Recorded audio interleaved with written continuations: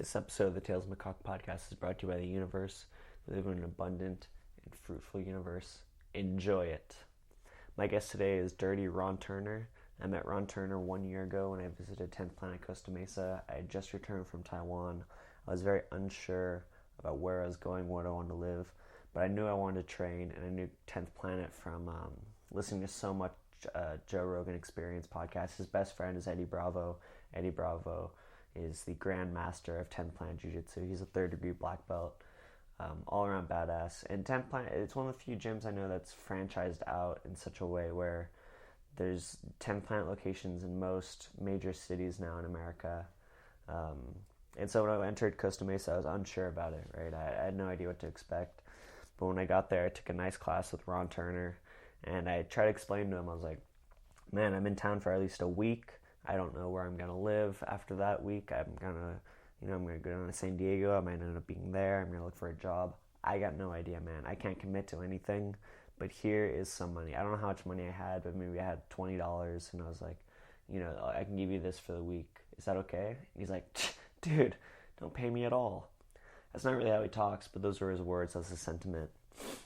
And it was just amazing. I was blown away by it. But this is a thing I've seen in a couple of different jiu-jitsu gyms. Rodrigo Medeiros had the same mentality when I eventually, 1 week after that, did move down to San Diego. He did the same thing. And it's just such like a refreshing mentality in this day and age where, everything is enter your credit card before approval, pay first, pay up front, which makes sense in the short term, but in the long term, I've given 10th Planet much more of my money than that $20 or whatever I would have given if they'd just been rude, if they just taken my money. Or the other example of Costa Mesa is the Art of Jiu Jitsu. It's a very famous Jiu Jitsu academy, much more famous than 10th Planet. Locally, just because the head guy there, Rafa Mendez, he's the current world champion. He's been world champion six times, and so the gym is much more crowded. And so to enter the gym is $60. So I only entered that gym once. And my point is that Ron Turner is just a great dude. He's one of the main reasons I joined 10th Planet Jiu-Jitsu, where I've been training for the past 6 months and plan to continue to do so. And I just really appreciate him coming on the podcast. This is much more of a dark interview than I expected, because the timing of it was kind of surprising me. I thought I'd have more time to prepare. So I did have questions written out, but I had written them out like a week or two in advance. They weren't really fresh in my mind. I didn't feel very connected to them. So I apologize if the interview was a little sloppy, but I think it came out well. Ron, he's a very open guy. He came out about the death of his parents, which I didn't know. And he talks about his OCD issues, which I asked him after the interview, like, do your students know that you struggled with OCD severely? He goes into the details, and he's like, no, man, I don't think anybody knew. And so I just really appreciate his openness and candor. I think anyone listening who knows Ron will learn a lot about him from this interview. But we did have some sound issues, which I do apologize for. My neighbors are getting some construction done. So in addition to the normal airplanes that fly over my backyard and the sound of lighters as we're smoking, we do have some construction. I did consider moving inside to avoid the construction noise, but I also wanted to give Ron the opportunity to continue smoking. To his comfort level, and inside we wouldn't have been able to do that. So I think I made a good choice in staying outside, but it is annoying, I'm sure. So I apologize, but in the future we'll work on that. And so after this interview, I also did about a 30-minute thing with my roommate and good friend Rex Nelson, commemorating my 1 year back in America. I decided to talk about my trips into Asia, in particular living in Taiwan. It's something I was thinking I should go do again. It's something I think about all the time, but I haven't really talked about on the podcast. So after the interview with Ron, the interview goes about an hour. There is 30 minutes or so of me talking to Rex about Asia. So feel free to listen to that if you're into it. But in the meantime, enjoy this conversation with Ron Turner. Hoping to look to do it again sometime. All right, man. Let's get started. Ron Turner, my friend. How's it going? Dude, so terrible, man. Woke up today, went to your class, got destroyed by these savages. You taught me a cool move. I tried it. It didn't work out for me. I blame myself. A for effort. Thanks, man. I'll let you know a secret. A lot of the moves I try don't work out for me either. Usually like the third or fourth one down the list that works. It's cool. We'll cut out that part. We don't need to talk Totally. Don't talk about my failures and my shortcomings. Actually, that's only what I want to talk to you about. Okay. So what's your biggest failure, Ron? Honestly, Yeah. I'd say my biggest failure. Mm-hmm. I made some bad decisions in life when it's come to women. Ah, yeah. So I would say that is my biggest failure. But I don't believe that like it's a failure. It's more a learning process, you know. It's a good way to put it, Ron. But yeah, I think that's my big. For myself, if I was going to look back on disappointments, I should have listened a little more instead of acted. You know, I thought I knew better. Little did I know. Isn't that how we all feel, though? Yeah. So I got some special tea for you today, Ron. You ever seen Okay. tea like this? I've never seen anything like that. That looks like It's compressed. It looks like it used to be part of like a bigger cake of some sort. You know, like you've seen like Yeah. when like people smuggle in heroin. Yeah. It's like a brick. I don't really know what this is. A sample. I don't really know. it looks what like the weed we used to get back in the 90s. weed brown. Dude, literally, yeah, compressed. Like, I broke some up one time. You used to have to separate the stems and the seeds, Uh-huh. and there's a fucking scorpion in there. Like, it had been compressed in there, and I'm sure I smoked part of it before I figured out there was a scorpion in there, you know? So how do you rationalize that? Like, there's a scorpion at the weed factory. I guess, man. Coming out of Mexico, wherever it was coming from, you know, it got compressed up in the stuff. That's crazy, man. I never experienced that. I always think like the thing that I'll be able to tell my grandkids that'll blow their mind is that I used to buy weed from a Mexican in Santa Ana. They're like, what? You wouldn't just go to the store? Yeah. It was like that became popular. I remember like in high school, like I started hearing about medicinal marijuana, and you could like go to a place with a door and security. Well, it was mind blowing. When I first started fighting, when I was like trying to be serious about my training, you might say. When was this? Well, I started in '94, and then I decided to clean my act up as far as like partying and that kind of stuff, and you know. Were you drinking a lot at the time?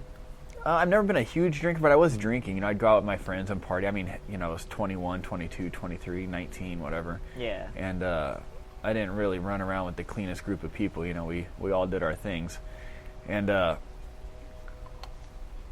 think I found that, yeah, maybe jiu-jitsu was something I was talented at, and fighting, I wanted to give it a shot. So I decided to clean everything up because in my mind, you know, weed had been demonized, you know, all this stuff. And I was like, well, I can't do it at all. So I didn't do it for 12 years. I was completely sober, nothing. I mean, I would drink maybe once or twice a year, maybe a little bit more here and there, depending on the celebration. But yeah, definitely no weed. So I went from buying it illegally, you know, or buying it from the neighborhood guys or whoever, my friends, whoever had it. The dark ages. Yeah, I went into a place, I got my prescription, and I walked into a dispensary, and it was like going to a pharmacy or like a showroom. And I was like, wow, this is amazing. Like, they had everything all lined up, and it's pretty and packaged, and it was just amazing to see, like, this is what it should be. You know, it should be that prices. way. Prices, everything. You're not getting getting Scales. finagled or scammed. You know, you know what it is, and they're weighing it in front of you. And it just made it a lot better because, honestly, they say that weed is a gateway drug. I don't believe that. I believe where you're buying it is the gateway to other drugs. Because the only reason I tried other things is because the guy had it. He was It's a like, package deal. hey, look, I got weed, but I also got these mushrooms, and I also got this stuff. You know what I mean? And little by little, you start playing around, and next thing you know, weed isn't the thing you're messing with anymore. It's true. Luckily for me, I had a good kind of scope on addiction and that kind of thing, and I knew where I should and shouldn't play. You know what I mean? You had friends who struggle with addiction? Is that how you know? Yeah. My family, my mom and dad were both. My dad was sober for about 20 years. My mom about the same. And my dad relapsed when he died. He would relapse, went down the. That causes death? Yeah. He got into pills and pain pills, and that was one of my decisions. And deciding to use medicinal marijuana again was because I've got back, neck, multiple injuries just over years of training, of course, and arthritis, and everything that comes with long-term sports. Like you're in it for a lifetime. You're gonna have something. And they kept giving me muscle relaxers and pain pills, and it really wouldn't cure the problem. It would just lay me up. I'd be in bed like a zombie, laying there drooling or sleeping all the time, and I wasn't functional.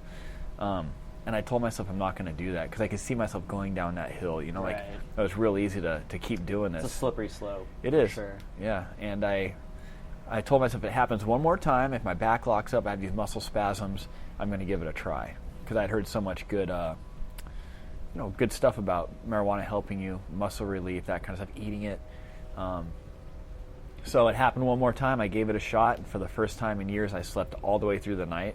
I slept like 9-10 hours, deep sleep. I woke up the next day, and the muscle spasms that would be with me for weeks were gone. Wow. It just took that one time for me to relent and let my body relax. And I was sold after that. I went and, I haven't touched an aspirin in years. Really? Yeah. Yeah, I don't mess with too much of that stuff. That's crazy, because you're an active guy, man. You're teaching classes. Like, how many classes do you teach a day usually? About like two or three, yeah, at least. And no days off. That's pretty much every day. Yeah, that's crazy, man. So even if you're not rolling, like, you're doing something. You're out, you're showing moves. Yeah. And that, it didn't hit me till this year that even just showing moves over and over and over again for 3 classes, I could do a move 300 times. Mm-hmm. You know what I mean? Imagine doing 300 push-ups. Like that's you'd be sore at the end of the day. Of course. And I didn't realize it, If I show a triangle choke to an arm lock for the class, then I have to show it 20 more times because there's going to be questions asked. As I walk around, I'll show it again. Hey guys, look at this, or I'll show a little nuance. And yet I'm going through the same motion. So that repetitive motion. I mean, shit, people get carpal tunnel from typing. Yeah. I have a 200-pound guy in my legs stacking on me, and, I remember that I worked in an office for 2 months. I had an accounting job, and just in that little time, I felt like my posture was getting terrible. And I was like, how the fuck do people do this for like 20 years? And I'm sure people show up to jiu-jitsu and they think the same thing. Yeah, exactly. They're sweating. You kept doing this? The biggest thing people need to get over, though, is like I think the breathing part at first. A lot of guys hold their breath, or they're like, they're grunting and they're hyperventilating, and it's because of nerves and because they're unsure where they're at. Mm-hmm. I think once you learn to relax with that, the training becomes a little easier. You learn how to breathe. Yeah, and that's something I've just been going over with myself with yoga. We just started a good yoga program at Costa Mesa. It expanded to 3 days.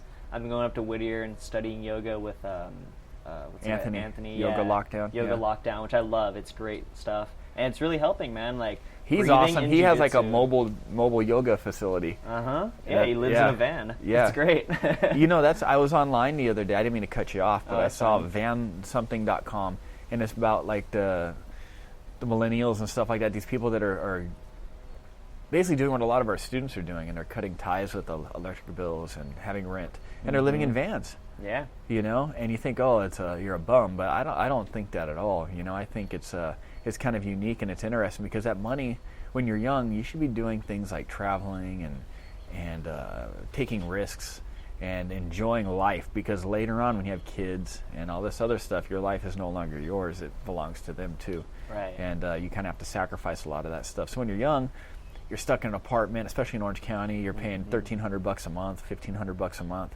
or you're splitting it $800, and you got your bills, you got some car you bought that you thought was cool. Student loans. Yeah, credit cards, and next thing you know, you're a cog in the wheel of that big machine, man. You're just trugging along, trying to make things happen. You don't get to travel. You don't get to do anything. You get to work all day in some workplace, come home for maybe 2 hours that you get to see your house, and you sleep in it and get up and leave that place. Yet you're paying all your money into it, Yeah, this is the exact conversation I had with Matt Salinas when he was on the podcast. He's a perfect example. Dude. Where is he right now? He's in, like, Oregon somewhere, sleeping by a river. I just saw him jump off like a 100-foot cliff into the bright blue water, and I'm like, dude, how good is this guy having it right now? Like, yeah, he's sleeping in a car, but so what? He's in the redwoods. He's jumping off cliffs into the ocean.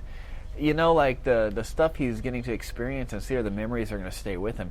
You're not going to remember your apartment you had for 2 years in, Irvine. You're going to remember the moment with your best friend camping out in the wilderness for a month when you took a risk and put it all in and said, I'm going to spend all my money right now. I'm going to drive all the way up to Canada with my dog and my best friend and see what happens. That's pretty cool. And the irony is that's way cheaper. This trip he's on is I'm sure it's cheaper than a month of rent, maybe 2 months, I don't know. But no one told me that growing up. You could save money by doing doper stuff. Yeah, it's crazy. Yeah, I'll be honest with you. If I was not a parent and I was single right now, I would be in Thailand probably living. Use the money I have as income and live like a king over there for a little while. Mm-hmm. I had a few friends that did it, and I spent 3 months in Thailand out of college. Yeah, you've done it. You gotta see the world. You have to get out and. A lot of people haven't even seen the United States. Yeah. They haven't seen California. They've maybe gone within their little area, or they travel by airplane somewhere, and then go to the fucking Pizza Hut or whatever. You know what I mean? Some cookie cutter restaurant or something. Yeah, you don't get the local flair. No, and I mean, you're missing out a lot, you know? That was one thing with fighting or with jiu-jitsu and martial arts I really want to do is travel. Mm-hmm. You know, I got to go to Canada. I've been all over the United States pretty much, back and forth. But now I want to go somewhere. I want to go to Japan. That's my next stop. Cool. That's my bucket list. That's number one is Japan. Yeah? Yeah. 10th Planet Tokyo?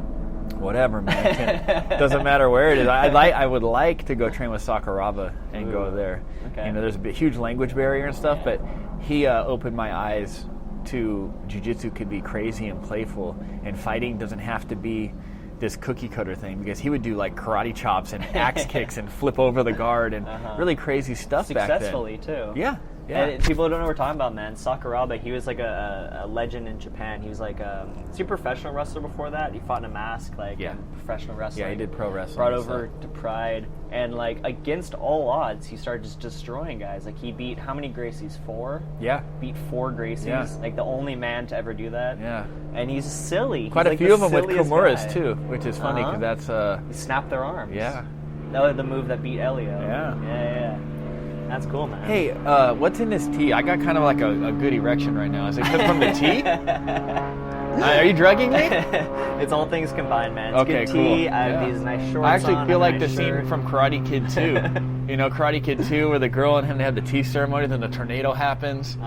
Yeah, it's very similar. Hey, I orchestrated that. Awesome, yeah. Tornado's coming soon. Yeah, you know, I was a huge Karate Kid fan. That's why you did it. Tornado's coming. We'll have to go lift a log off of Sato. I'm down, dude. All right. I haven't seen the Karate Kid 2 in about 38 years, but I don't remember it too well. I actually have the box set. I have every Karate Kid movie, and when I would drive my daughter to school, we'd watch them. And when I'd pick her up, because I had a DVD player that would play while you drove, you know? And, most dangerous of all things. yeah, right on the dash. So we'd sit in traffic and just Karate Kid it up, you know? That's sick. Yeah, that's what got me into all this, Karate Kid 1. Yeah, I saw that, and that was it. Went and begged my parents for karate lessons at 6 years old. And that was it. I was doing my katas. How long did you do karate for? Shit, probably 6 years, maybe a little longer. Yeah? Yeah, and then got disillusioned. Really? Yeah. How so? Or why? I'd gotten in a fight, and the kid headlocked me, threw me on the ground, and beat the shit out of me. I got my karate stance. I waited for his punch to come, yet he threw a big looping punch, and it cracked me. I did my up block, you know. I see. You blocked for a very specific punch. Yeah, and he threw something very different. one, yeah. And then at that very young age, I realized that if you're on the ground, there is no karate. Yeah. I was getting wrestled. Did you ask your coach about it? No, I was very embarrassed. Okay. You know, I was already like a small kid. I had some self-esteem issues growing up, you know what I mean? So that was bad enough. You're gonna walk around delivery? Nice. In a blender. Well, why not? I will take a piece. What's up, Andrew? Hey. How are you? First time ever we had a watermelon delivery. All right. Well, that's not annoying. Yeah. Ladies and gentlemen, if you can hear that, that's the African mocking finch. They are notoriously known for interrupting podcasts and tea ceremonies. But they lead to better pools. They do. The neighbor's going to get a better pool now. They're digging a pool. Yeah, let's see. If that continues, maybe we'll have to move inside. I don't know how this is coming out. It actually sounds like the Predator is watching us. We're going to get shot by the Predator now. Which I'm down for, man. I wrote that in my notes, like, if the Predator comes, take the shot. It'll be epic. We'll have Andrew upload the podcast. It'll get out there. We'll be shot. That's fine. I'm down. Let me check the sound. All right. Let's dive into some questions, man. Let's I wrote do out it. some real big questions for you. First and foremost, most important, are you aware of our Lord and Savior Jesus Christ? Yes, I am. Okay, tell me everything you know. He was a Jew. True. And the Jews killed him. True. One of their own. And, yeah. Cool. I believe in a higher power, if that's what you're asking. That's a good answer. Yeah. I was really just kind of segue into this joke I know, but I just read this really funny book about Jesus. It's a fictional story about the I'm a Jew, by the way, so don't pardon me if I came off offensive. I just wanted to put that out there. It was a bit anti-Semitic. I started thinking about what I said. I'm like, they didn't know I was Jewish. That sounds kind of anti-Semitic, yes, but... So anyway, this book, it's the years like 13 to 30, which are not covered in the Bible. It's just not mentioned. And so in the book, he travels east. He goes to Afghanistan to meet the wise men. And he goes to China to meet the next one. And in China, they're teaching Kung Fu. And while Kung Fu is these weapons to defend the temples. But he doesn't want to spill blood because he's Jesus. He doesn't want to hurt anybody. Yeah. So they teach him how to fight without weapons and how to use his opponent's energy against him. And since he's Jewish, they call it judo. Oh, I like that. That's one of the funniest parts of the book. Judo. Yeah, and since they're in China, they make Jiu-Jitsu. him Chinese food for his birthday, and the narrator's like, "I hear this tradition continues." That's of hilarious. Jews eating Chinese food. Chinese food on Christmas. Yeah. The only thing that's open.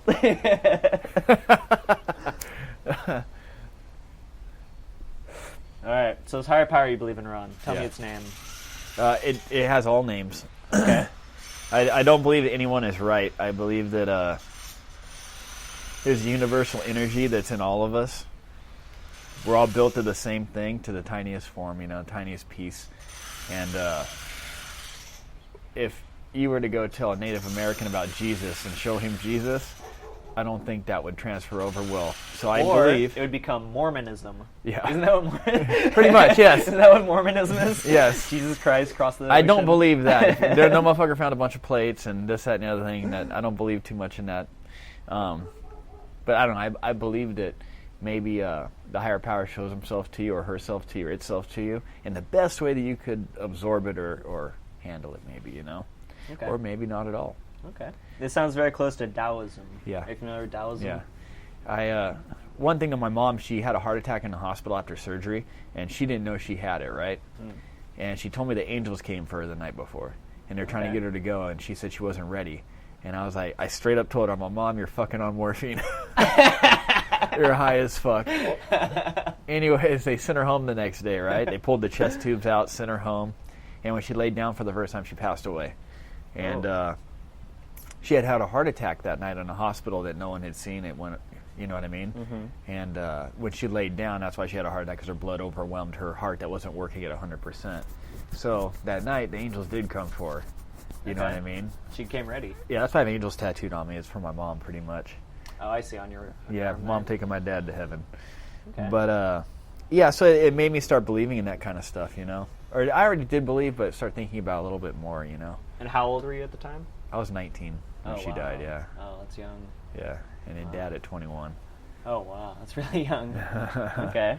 Yeah. Yeah, very different lives, you and I. You just met my dad, he's 60. Yeah. I'm 25. But, I think about it, and I wouldn't be the man I am today if they were still here. Oh, absolutely. And not to say anything bad about my parents. Mm-hmm. They were great people, had a great upbringing. I just think that it made me have to be stronger. It made me have to be a man at a younger age and stand up and to start doing things, because I did leave my life a little bit differently before all that happened, Oh, for sure. And I've had that thought about, I've been living here with my parents for the past 6 months. Mm-hmm. I had moved out for 7 years. And so I proved, I can live on my own. I lived in Taiwan for, a year and a half and, did things on my own. But I'm back here, and it's very easy. Mom does shopping. She likes doing it. There's just a lot of things going on that make me really soft. And so I had the thought many times, this would be a lot. It'd be to my advantage for them to kick me out. But with the way things are now, I'm not just going to leave. Yeah. You know what I mean? So it is kind of interesting in that way when sometimes, isn't something I have too much experience with. I don't know anyone who's died. I have 3 living grandparents, and the one that died I wasn't that close to. You know what I mean? I've been very fortunate in that way. But there are times in life when you get forced into something. I kept thinking, in Taiwan, it would have been great if I got, what's even the word, being kicked out of a country, deported. I kept thinking that, because it was always an option. The job I had was teaching kindergarten, which is an illegal activity in Taiwan. You're not supposed to teach someone under the age of 6. Oh. I don't know why.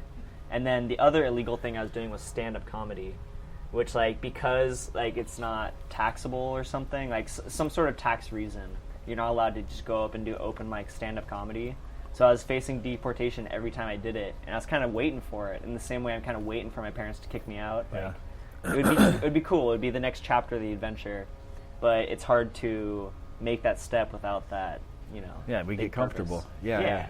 If you were just to go, I'm out of here today. I have nowhere to go. I'm going to do it. That's so hard. Yeah, that's like telling yourself, you know what? For the next 2 days, I'm not going to eat food. Yeah. It fucking sucks. It's something that's hard to do, but maybe that fasting would be healthy for you. Mm-hmm. Maybe you'll have a better bowel movement the next time I don't know. You know what I mean? Like, every gift has its price. Every price has its gift. Yeah, very true. Let's see. I plan on not smoking on this podcast, and then you peer pressure me. You know how you do. You peer pressure me. So how long did you do MMA for? You fights? On and off my whole year. Just had a handful of fights. I lost more than I won. Okay. It was... I fought more for the experience, right? Like, I'm doing all this training, and then it's like jerking off and not coming after a while. Like, okay. You have to... I needed somewhere where I could maybe test it or get it out of me. I felt like I had fight in me, and I would take a fight and do it. Okay. And more for the martial arts side of things in me. Not to be the best in the world champion. I fought on the same card as Tony Ferguson. And I look at him and I look at me, and our mindset and just our physical abilities naturally are fucking so different. We're in the same weight class. And I'm pretty real with myself. Like, why would I try to do that when I know that that's the best in the world? You know what I mean? And I'm definitely not that. So I just kind of real with myself, and I would fight here and there, compete when I wanted. You know what I mean? You're doing jiu-jitsu along the way? Like the whole time. I was more, on and off. Back in the early days, there weren't as many as there are now. Right. Now it's ridiculous, man. They're every weekend. It's every single weekend, and were they always, like, this expensive? Like, tournaments are expensive. Yeah, and you would get one match. There weren't a lot of the round-robin tournaments. Chris Brennan would do a round-robin tournament, and you would get multiple matches. It was awesome. So I remember really looking forward to when the guys were able to do those, and you get more matches out of it because John Jock did tournaments back in the day. There was Grappler's Quest, but then again, if you didn't win, you were done. Yeah. And you had to wait months for another tournament. It wasn't like now, Interesting. Matt, you had a good idea that you presented to me a couple months ago. I haven't heard anything about it since. About having like Friday night informal tournaments of some sort, like gym versus gym. Well, I have a lot of ideas. Really now, me making these ideas come to fruition, it's another story. Yeah. That's why I have business partners. Our teammates and business partners that are here with us, they are more able to handle the business side of things. Ron, this is Andrew, by the way. We met before. How you doing? Really? You met Andrew. Good. We were talking at the tournament. Oh, right. Fair enough. But where were we at? Friday night tournament. Oh yeah, Friday. That I want. So what I was thinking, selfishly. when I was a kid, I played baseball in baseball league. Every weekend, you had a game you would play. Right. You'd practice during the week. So what I was thinking was, why not have the local gyms all in the area, all be in a league, and each gym on Friday night has, say, 4 weight classes, 5 weight classes, and you have your team who wrestle off for the best guy during the week. So say Wednesday night, okay, for this Friday, we're going to wrestle off for this weight class. You guys, whoever wins. You get to compete on the weekend, or you just get your best guys. However the gym wants to do it. So Friday night comes, I bring my 5 guys, and you have your 5 guys. We'll host it at whatever gym, your gym, my gym, and we see who wins. What do you think of this, Ron? So we do it normal style, 1-on-1, obviously, and at the end, 5-on-5. That'd be interesting. Sounds like we're in Russia, though. I've seen a lot of those videos.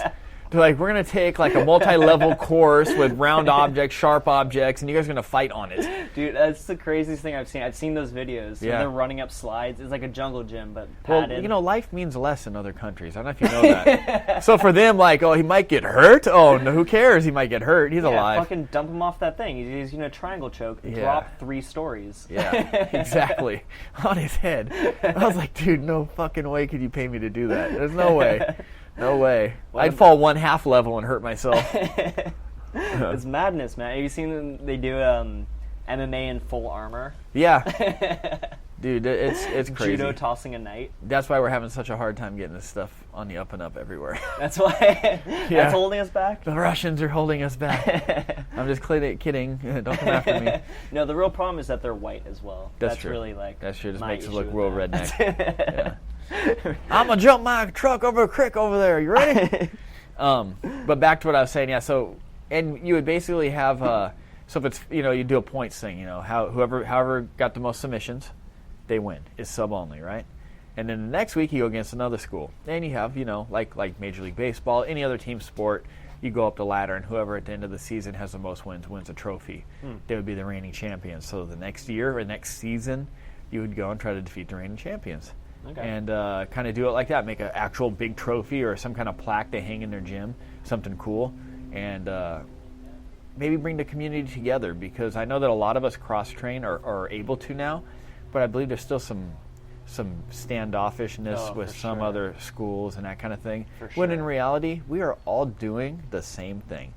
I may bend my leg a little different and put my foot here. I may believe that I want to grab onto flesh rather than a lapel. Maybe I do both. You know what I mean? It's like, but people put up these walls, these fences, like, oh, fuck those guys, I can't train with them. In reality, we're all grappling. It's all the same shit.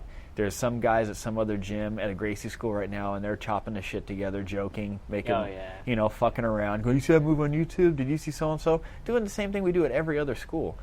But we can't be friends with those guys, Yeah. And, ironically, man, like, it's a big thing in no-gi is like, oh, those gi guys hate us. But I've noticed that more of that mentality at 10th Planet than any other gym. That what? That, like, us versus them dichotomy, this, like, because I've trained in gi schools all over, and, like, I've been a fan of 10th Planet, like, long before I trained here, and we brought it up, and, like, I trained rubber guard 3 years ago when I had no business doing it. Yeah. You know what I mean? Like, I don't know anything else either. And then, and so all these things are like, oh, yeah, it's cool. But then I came to 10th Planet, and it's, like, talking about the gi is, like, sacrilege. It's, like, much more extreme in that way. Ironically, I would have thought it would have been different, you know what I mean? Like, at 10th Planet preaches this open-mindedness, and then you bring up the gi, and it's like, oh, fuck them. What? Who? What? Yeah. I mean, I know a lot of us cross-train, but I think from years of people just the fuckery at tournaments and just the shit talking online. I mean, if you go online, there's a few of you that are listening to this right now that are my friends on Facebook, Mark Parrish, that like to talk shit on 10th Planet. You come train 10th Planet with us all the time. And I know you do it just to get a rise because you're a troll. I mean, there's a lot of trolls out there. But you know what I mean? Like all this shit we got to put up with and just deal with, and the endless arguments. I really don't get in them. I just watch them, and sit on the sidelines. But I think some people are probably just fed up with it, Yeah. Because before Eddie went with Hoyler the second time, it was real bad. Yeah, that makes sense. Yeah.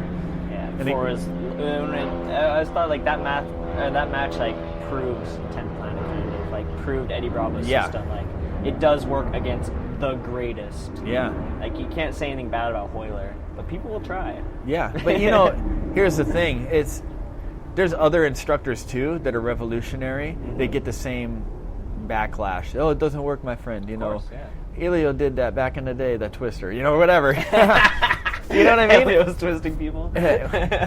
I'm sure he probably has. Yeah. Honestly, every move has been done a million times over, probably. The human body is a human body, and it's been meant to its extremes, I'm sure. Especially when warfare was a little more hand-to-hand back in the day, Yeah.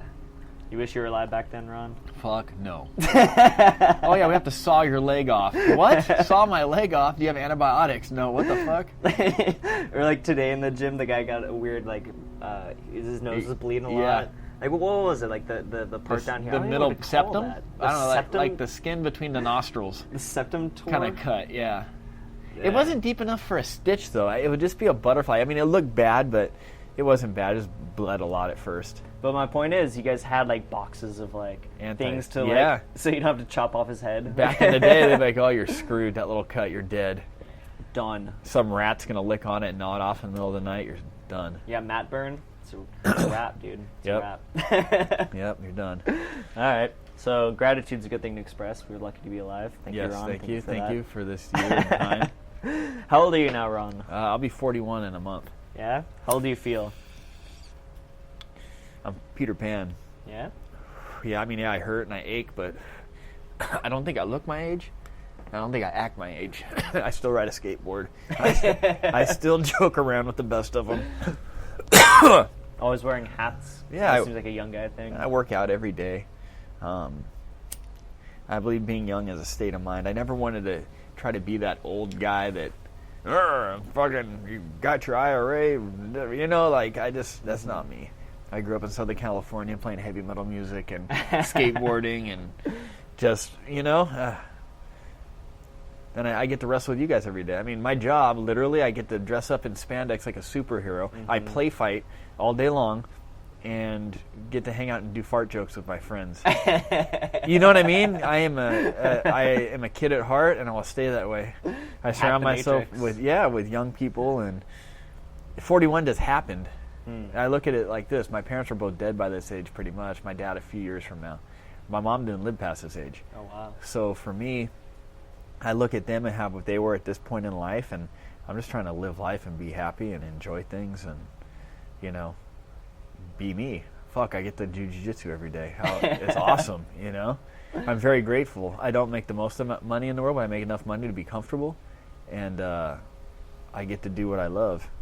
And for this, in this time, in this moment right now, that's fucking amazing, and things are awesome. Now it could go drastically wrong and everything else, but I will say for one point in my life, I did what my dream was.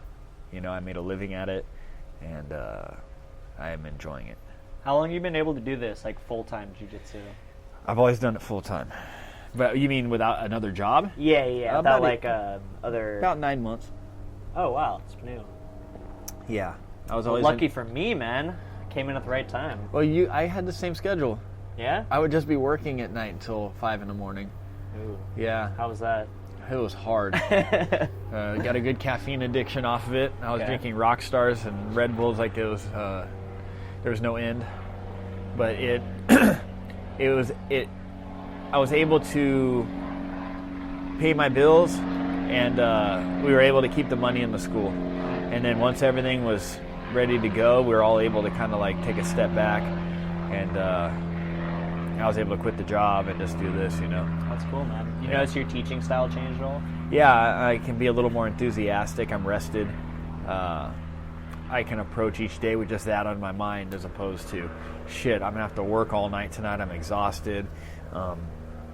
You have all these things that draw you away from the moment, you know. Mm-hmm. And when you're teaching, there's 20, 30 people in the room that need my utmost attention, and I need to be paying attention so that I see what they're doing it right, doing it wrong.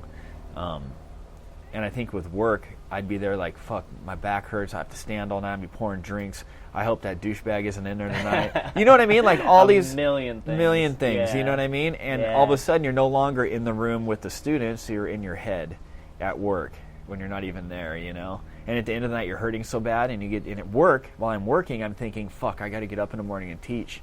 I'm fucking exhausted right now. How am I going to sleep? Am I going to sleep? Oh, how much work is going to be at the end of the night? You know, and all these other things. Then all of a sudden, I'm not good at work either. Right. I'm drawn. You know what I mean? And it's enabled me to focus. It's enabled me to take time to study and do research on other techniques and other moves I want to implement.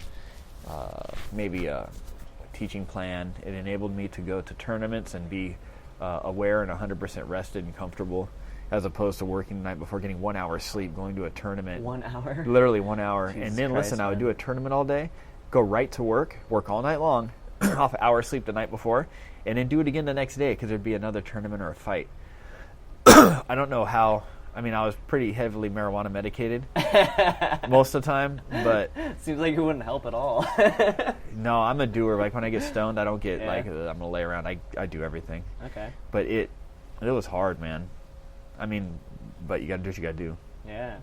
Yeah. So that's cool, man. You got yourself in a position where you don't have to do that anymore. Lucky for us. Yes. No more drink pouring. I hated bartending. Bouncing was cool. Bartending sucks. How long were you bartending for? About a year and a half. Oh, okay. Not that long. But you've been a bouncer for a long time, right? Yeah, bouncer and strip club DJ. I heard your strip club DJ voice today, man. You busted out. That's right. It's in there, man. It's in there. This could be useful for your Friday night fights. Yeah. You do some announcing. I'll just announce, yeah. In this corner, Sugar. Give us all nicknames. I don't have any nicknames, man. I'm more than willing to have a stripper nickname. Yeah, if you know any good Marshall. ones. If you know any good ones. There's no rush. Let's call you Eminem. M&M's. I think we could do better. Yeah, I think so too.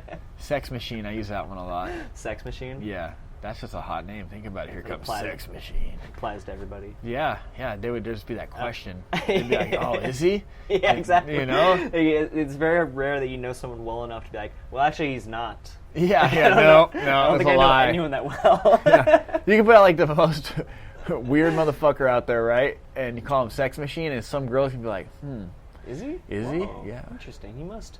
Why then? It's all in the name. Is he rich? Does he have an uncle? What? How did he? And all of a sudden, it's true. What's funny is a lot of that's true though. Like with the name, if they had a good name, it would be a good opener for a customer and them to talk. Okay. And then once you get the opener, the girl should be able to close and get some money out of them. Okay. That's what a lot of guys don't see in the strip club. It's a fucking business. It is a business, and there's a hustle going on from the moment you open your wallet to give the doorman your ID. Yeah, that's why I've always been scared of him, man. I've been in like maybe 3 strip clubs. Yeah, I never really enjoyed it. Put it this way, when I'd work the door, the moment you open your wallet, I'm looking to see what kind of credit cards you have and if you have any money in there. Okay. Interesting. And if you have a bunch of money, I get on the radio, and I'll be like, find Sugar, let her know that dude in the front row is stacked. Oh, interesting. If she makes money off him, she'll come break you off. Okay. And so I'm sure that's like most bouncers. It's not just you. No, that was taught to me. That was taught to me. Yeah, that's every bouncer that's if you're good. Yeah. You know. So I show up with like $6 and yeah, they'll probably find a reason to throw you out. Actually, they'll be like waiting, like that dude just sitting to the stage, not tipping, get him racist out of here. Motherfucker. Yep. Throw me out for political reasons. You were jerking off in there. What? Yeah.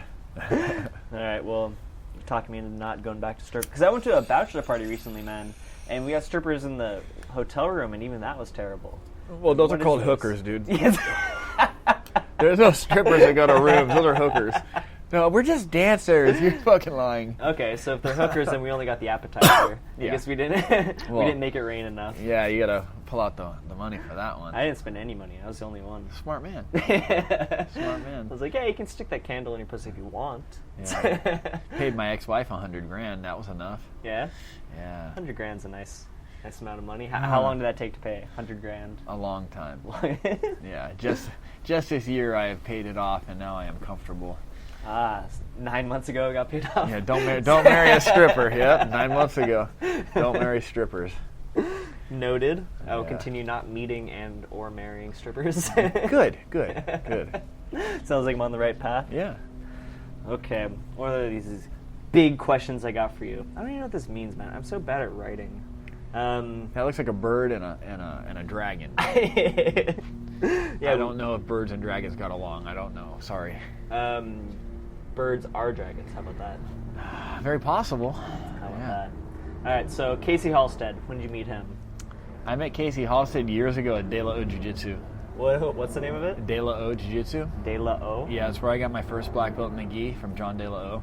Is that near here? It's in Stanton, off of Catella. It's near Anaheim, kind of. Knott's Berry Farmish area. Okay. Casey came in and was a student there. I was one of the instructors. And Casey and I were friends from then on. You were already a black belt? Yeah, I believe so. Black or brown. Okay. Yeah, when he came in, I believe. And he trained there for years, and he's always tough, dude. Yeah. He fought there. And then I had a falling out and left the school. And then he had a falling out and left the school. Okay. And it's a common theme with De La O? He's a very strong-willed man. Mm-hmm. And for some people it works. For some people, if you're strong-willed too, which Casey is. Of course. And I was trying to be at the time, you know. I'm a little more passive.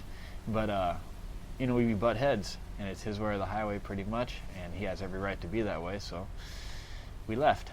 And fair enough. I had started my school, and I had 3 students. Maybe 2. And Casey came over, to hang out and train with us. We had Ghetto Joe was a mutual friend of ours. He was one of my students. And Casey's like, I'm checking out other schools. He was checking out some of the bigger schools around. And he could have gone to any of them.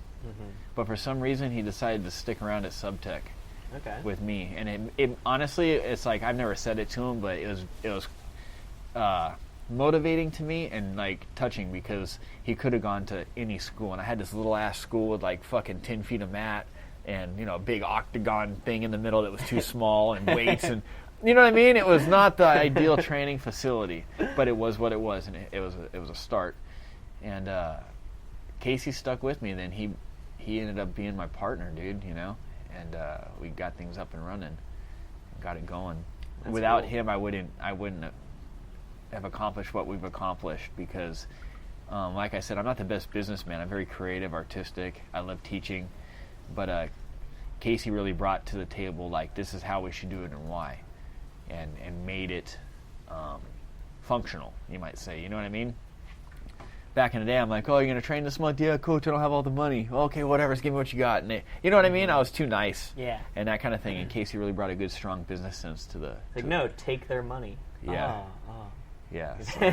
So it was cool. It was cool that he came and he hung out there and chose to train with us and together, and Andy Ballmore. And we were able to do this and have 10th Planet Orange County, you know, pretty much, Vegas.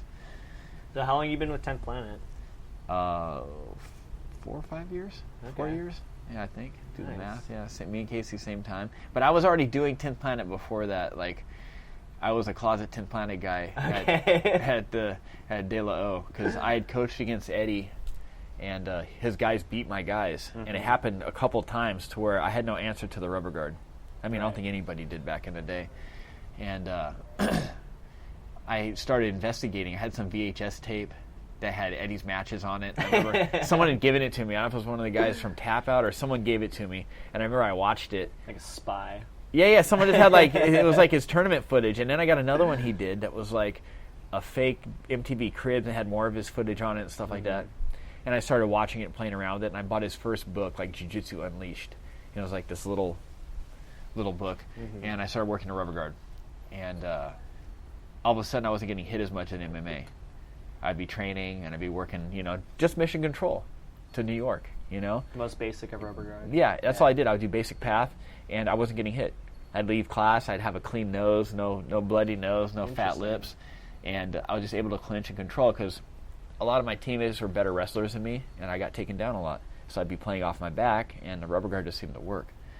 So I secretly started delving into that dark side, you might say. And during class, I'd be teaching, and my instructor would leave the room, and I'd be like, everybody look, and I'd like show him a rubber guard move, or maybe like the electric chair or something, you know what I mean? Right. And then we'd all be drilling it. He'd come back in about, stop. We'd all stop and go back to like the guard pass we were working or whatever. And after a while, he knew, you know, and he actually let me teach it to some of the guys. Okay. And he wasn't very willing, you know, but he was willing enough to. He used to call it the condom guard or the prophylactic guard. So I would teach that to the guys. It's also a pretty good name. Yeah. So when we had it is when we had the falling out, I remember I was sitting on my toilet and I was on the computer and I was on Eddie's website and I'm all, where's his school at? And I looked at it. I'm all, fuck, I can train there. And in my head, I'm like, you can train there. You know, I was like, what's stopping you? You don't have an instructor to tell you what to do anymore. I was already a black belt, so ended up making some connections and little by little. Made my way up to headquarters and got to roll with Eddie Bravo. Nice. Yeah. That's cool, man. That's next. That's a step. It's somewhere in my future as I'll be there. I'll head up there. But I'm nervous, man. Don't be. It's cool. There's a bunch of killers up there. Yeah. You put the fear of God in me and we're like, yeah, you got into the warm-ups. And I looked up the warm-ups and I was like, Jesus Christ, how am I going to learn these by myself? Like, what are you talking about? Like each warm-up's like 16 moves. Like, yeah. Well, basically the idea is this. Once you memorize all the warm-ups, you should be pretty competent at the 10th Planet system. You should be pretty aware of every position, whether it's a bunch or a little. You have touched on everything pretty much if you do all those warm-ups. And you should be pretty tight jiu-jitsu guy, you know? Or yeah.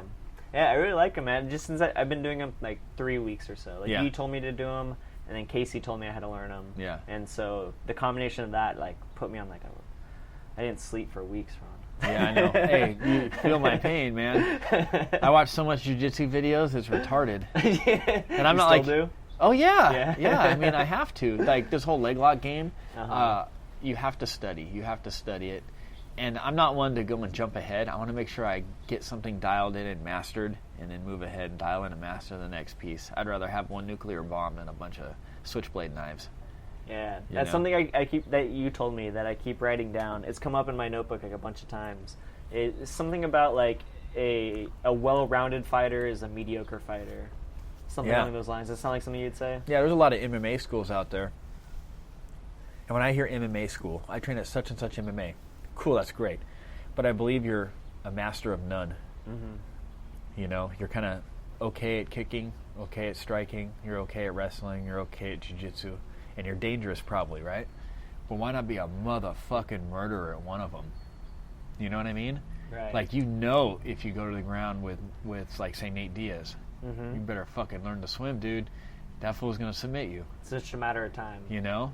You get Damian Maia. You go to the ground with him, guess what? You're fucking done. Yeah, if you're going against Damian Maia and you don't go to the ground with him, you're going to the ground with him. Yeah, but you know what I mean? Like, that's what I believe you should do is, at first, try to get one thing that's yours, that you own, that you're a master of, that you know once you get there, you get this overwhelming confidence, like, oh, you're mine. And so I was trying to think of, like, a successful UFC guy who's not a killer in one thing. And the only person I really think of is, like, maybe like Rory McDonald, who's, like, really good at everything, but, you know, he's not, like, a knockout artist, he's not a submission artist, but he can do them. Yeah. He's the only person I can really think about. That's what I'm saying. There are those rare occasions where someone comes together, right? I'm sure even him, like, his coaches disagree. They'd be like, dude, have you seen... I don't know, he's doing something. Yeah. I don't know. It's, that's my belief. And that was passed on from my instructor, John, actually, back in the day. He was like, you know, we're jiu-jitsu fighters. You know what I mean? We finish people on the ground. It didn't matter who you were. If you had great striking, you better take them down and finish them. Okay. But, you know, and that's the way it is. I know when I get a triangle, even if it's loose, that I'm going to finish it. In my head against anybody, I'm like, I got this fucker. You know, because I'm so confident. I've been there so many times. I've mastered that movement in my mind. I'm still improving on it, but I mean, that's my shit. You know, and I truly believe that if you're a fighter, you should have something that is yours. Whether it be stand-up or on the ground or whatever. That ability to just end it when it needs to be ended, you know? And, of course, you're going to run into guys that are as good as you or whatnot, but... It's natural. Yeah, I think you do need that. You have to be a master and build those little foundations, you know? Like, for years, I did the same moves when I started jiu-jitsu. For years and years and years. Yeah? Yeah, I mean, you know... from triangle chokes to arm lock to guillotine, the rear naked choke to, you know, there was a lot of moves, but it ended up being after a while, you know, I pretty much had a grasp of everything, and it was the repetitions and the refining of it, and those little nuances are what make the moves better, you know. It's like I said this earlier today, I think. It's like a clock, you know, you turn that clock around. All you got to do is take one little piece out of that clock and the whole thing's jacked up and it doesn't work. Same thing with a technique. You know, maybe the hip is wrong. Maybe if you turn your hand this way, there's no pressure on the elbow anymore.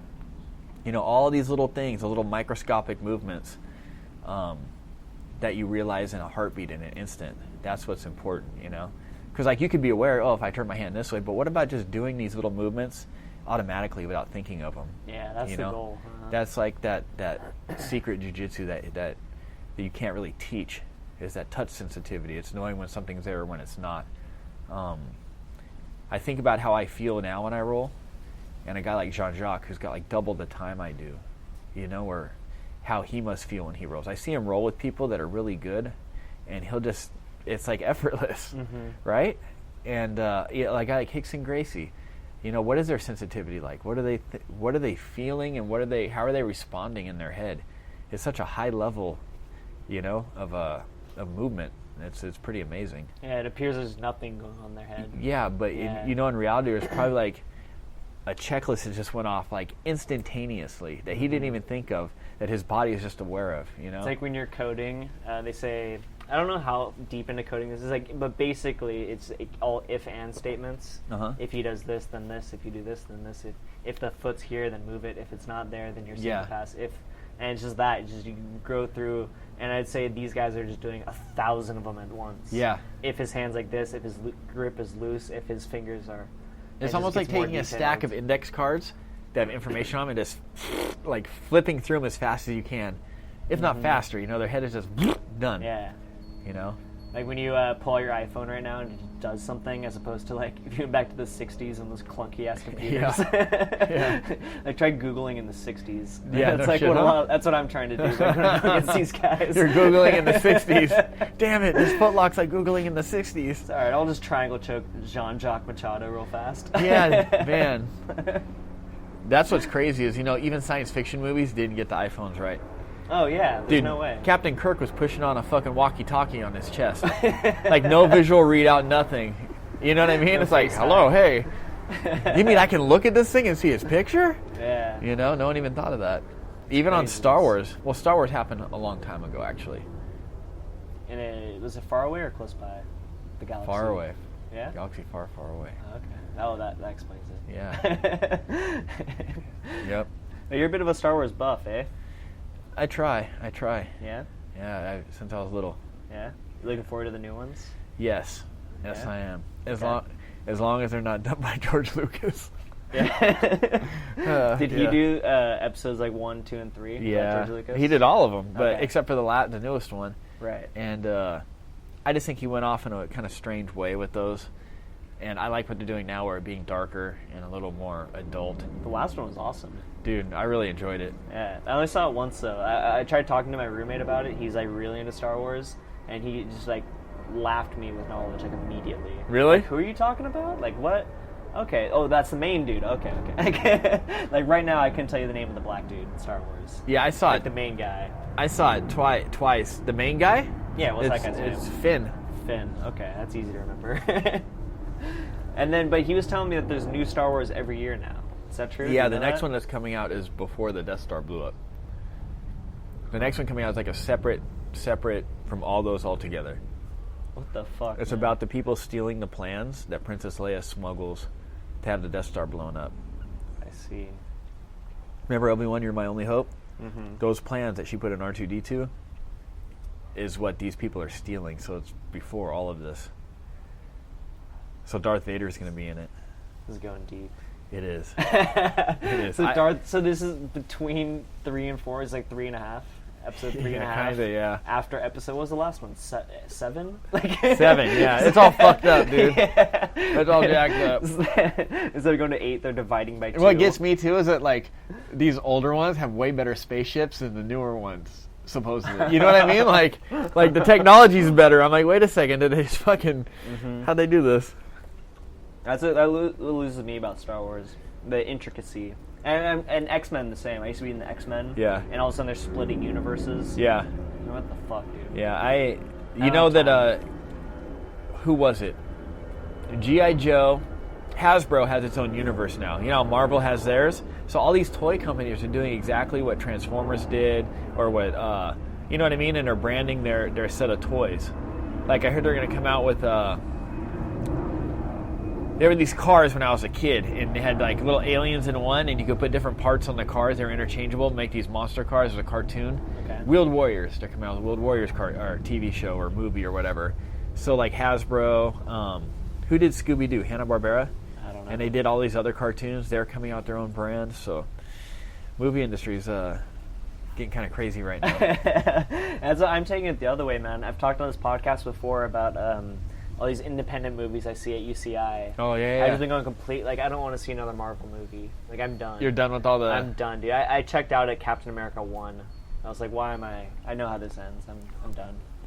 And it's just that formulaic. But it makes sense, man, like, because I lived in Asia. Like, I know how much money these guys are making. Yeah. It's craziness. Like, in Asia, man, like, all these movies are selling 1 million backpacks. Like, that's something you don't really think about. All the toys, shoes. all the toys, the shoes, the fucking keychains, the Big Macs with fucking boxes with Iron Man on them. It is money. I see that. I don't like that shit too much. They're making pencils. Yeah. What I like happening now is like Netflix and these companies are coming out with their own shows. Yeah. And it's a good sign. Yeah, because why can't we cuss on TV? Right? Right. You know, I was watching Kill Bill, and the scene with Lucy Liu. She's on the table, and she had just cut off the Yakuza's head. And she's like, so listen, and she's very calm, and she's like, I'll fucking cut your head off. And when she said fucking, it's all, I'll flaming, da-da-da. And I was like, no. And it totally ruined the weight of that scene and like how powerful it was and how crazy it made her look. Yeah. You know what I mean? I hate when they do that because it turns into a shitty movie. I can't watch it. I just flip it off and go. And it seems unnecessary. It is because we've all said fuck. We've all said shit. Come on, we're not kids. I think another thing that's like a way in the past is people not being able to admit drug use. Like on the news or like, you know what I mean? Like, or sexual infidelity. Yeah. Like, it's a new thing. Oh, I guess Obama admitted he smoked weed. That was like a big step. But like to have a guy who's president who's like, I'm a guy, I'm powerful, I have testosterone, I fuck a lot. What do you want? What do you want from me? This is all in the same thing. It's it's like, dude, I'm just like you. I'm just like you. I'm just like you. Yeah. So, I agree. And that's why I will beep all your cusses on this show. Okay. But I'll replace them with Chinese, but it'll be tasteful, It'll be like philosophical, it'll be Taoist quotes. It'll be... How about a guttural Chinese man? Like, something like that. Every time I Mongolian throat singing. Yes. They're like, why does Ron keep clearing his throat? Why is it a 7-second singing when he cussed for 1 second? Like, you just like the song. The time. Cuts out half of what I said. Yeah. I don't know if I have any more questions for you, man. I wrote down 30 of them. Would you like to read any of them? Let's see here. We didn't get through. I can't read. Longevity in jiu-jitsu. Diet, bouncing, street fights, ex-wife, kids, draws well. Does that say psychedelic or crocodiles? Probably psychedelics. Are you a fan? Yes. Yeah. I don't do them too much. I do them as needed. I haven't done mushrooms in a long time. Okay. But weed and mushrooms, I have OCD really bad. Okay. When I say OCD really bad, I'm not saying that everything has to be in order and it's very clean. Like, that's part of it. I'm one of those guys that touches a doorknob 500 times and he can't leave his house. This is like every day you deal with this? Not anymore. I deal with it on a smaller level now. It's a lot more under control. Okay. And I understand mentally why I do it. It's a control mechanism. I think I can control a situation by doing these things. Okay.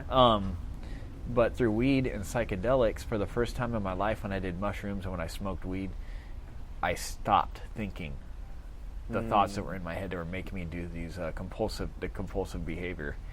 And everything was okay, right? Because the biggest fear you have is if you don't do this thing, something bad is going to happen, right? We call this in Buddhism Satori. Satori? You had a Satori moment. Where I realized... The veil of illusion was wiped away real quick. Yeah. You saw...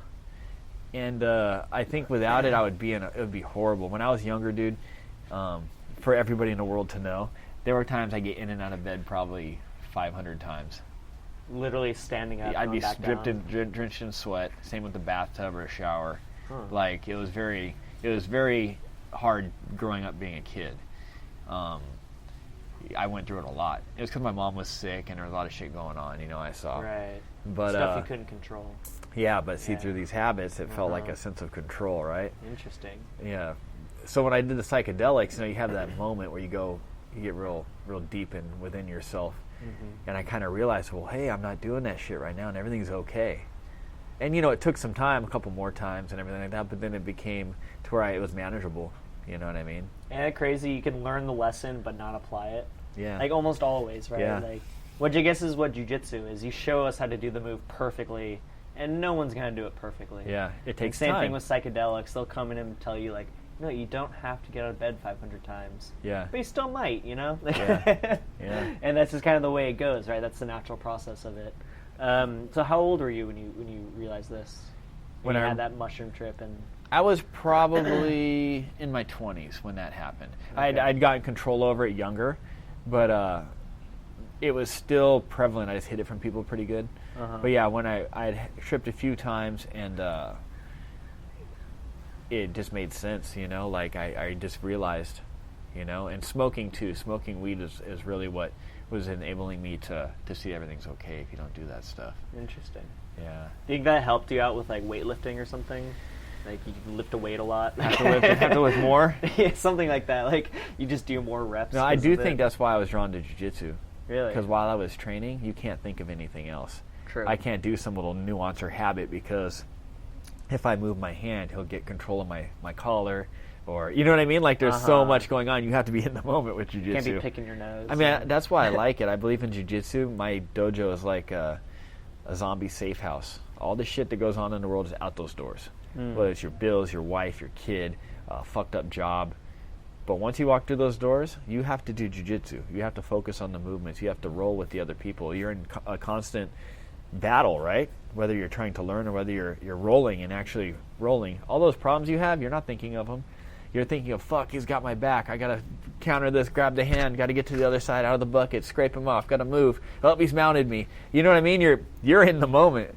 And then when it's all said and done, then you can go leave and deal with the demons that are outside those doors and zombies and shit, you know? Yeah, it's always a strange thing when someone brings their demons on. Yeah. You're, like, drilling with someone, and they're like, you can tell they're dude, kinda... my girlfriend. Like, what? What? Yeah.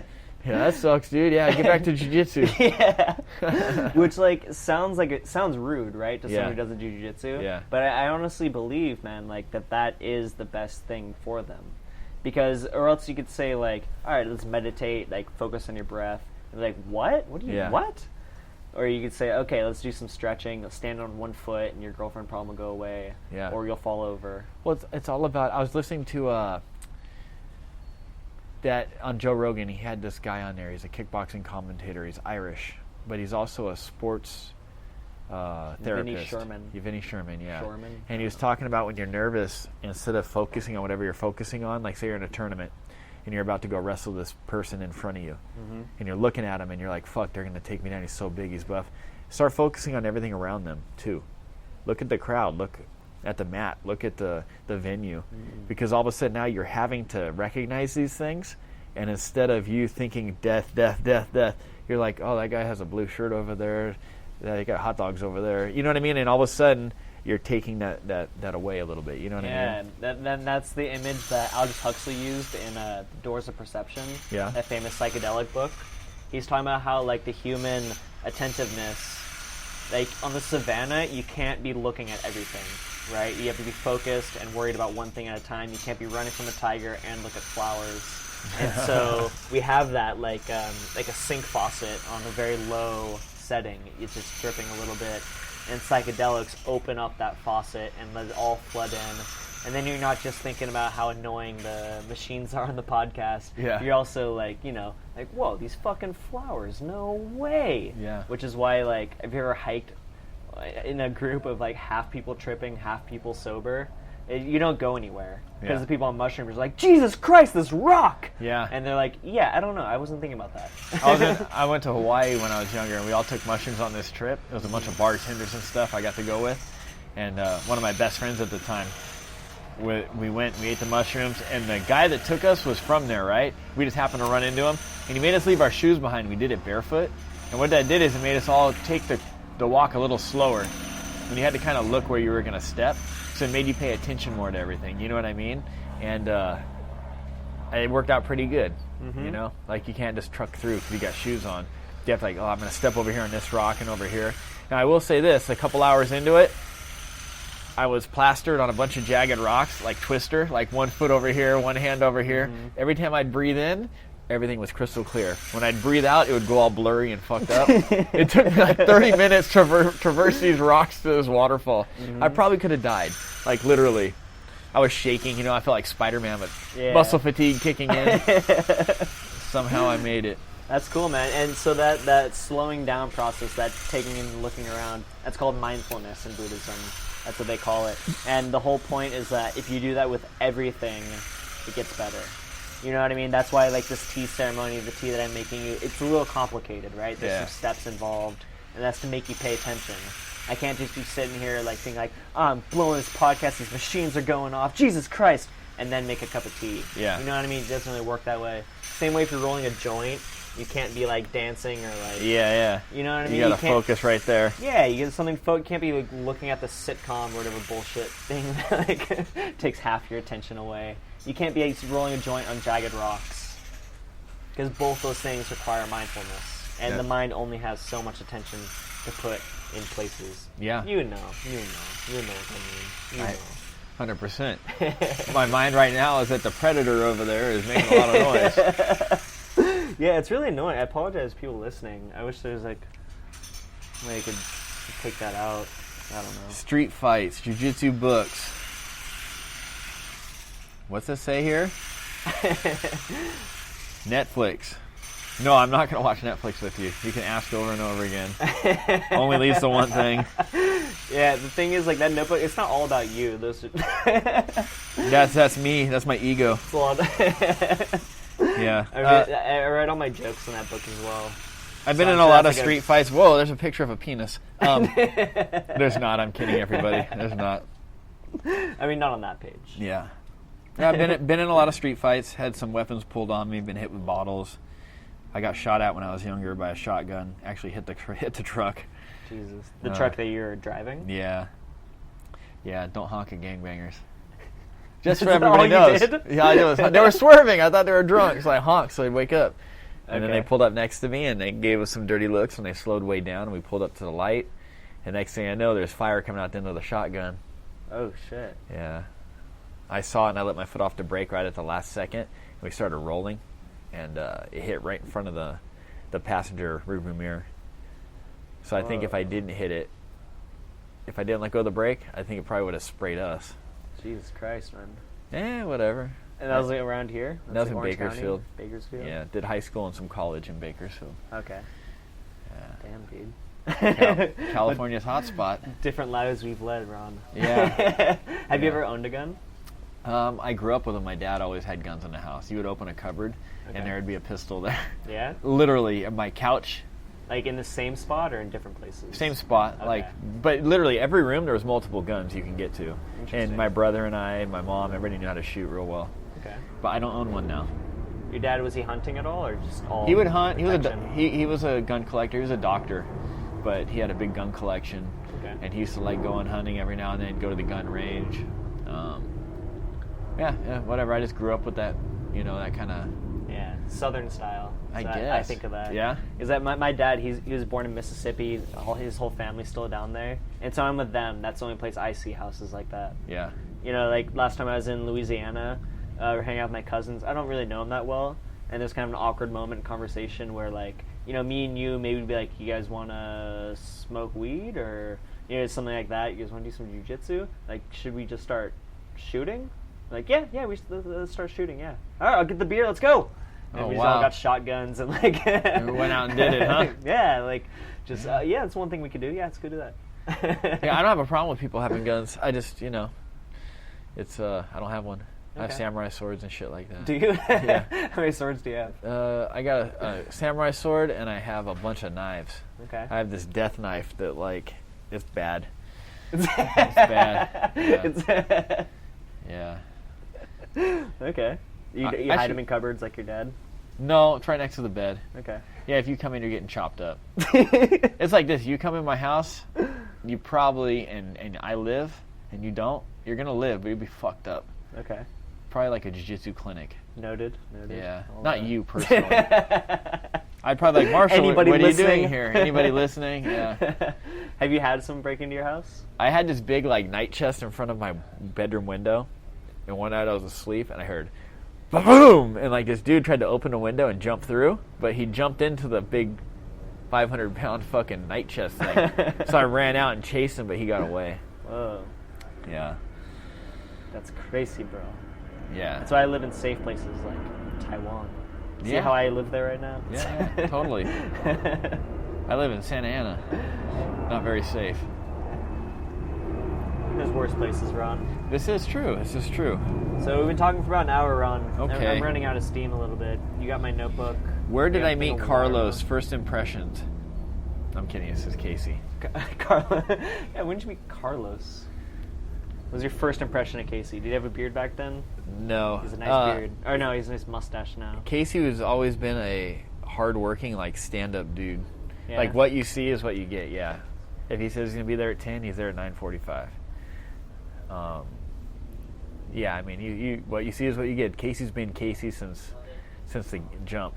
I mean, That's cool. Yeah. Nice, dude. Brings me lots of pleasure.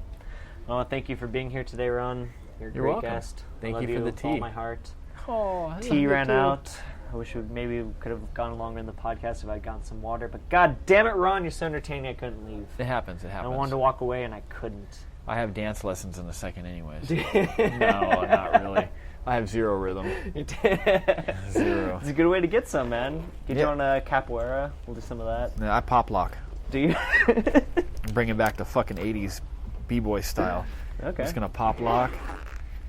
Maybe the little wall. You like that? You like that? Okay. Look. Oh, open the door. Who's nice. here? It's Ron. Yeah. Shut it. If anybody listening wants to know what I did, I just did that mime movement with the fake wall.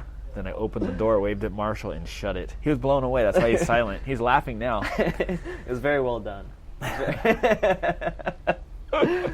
right. Well, thanks for listening, guys. Take care. Goodbye. We have so much background sound. Tell me who are these men that are coming around. We have background sound. That's the way it has to be. Rex Nelson, my friend, I've called you here today for this impromptu podcast because... Spur of the moment. It is now August 4th, 2016. It's been 1 year since I've been back in America, Rex. Did you know that? Exactly 1 year? 367 days. Nice. Yeah, man.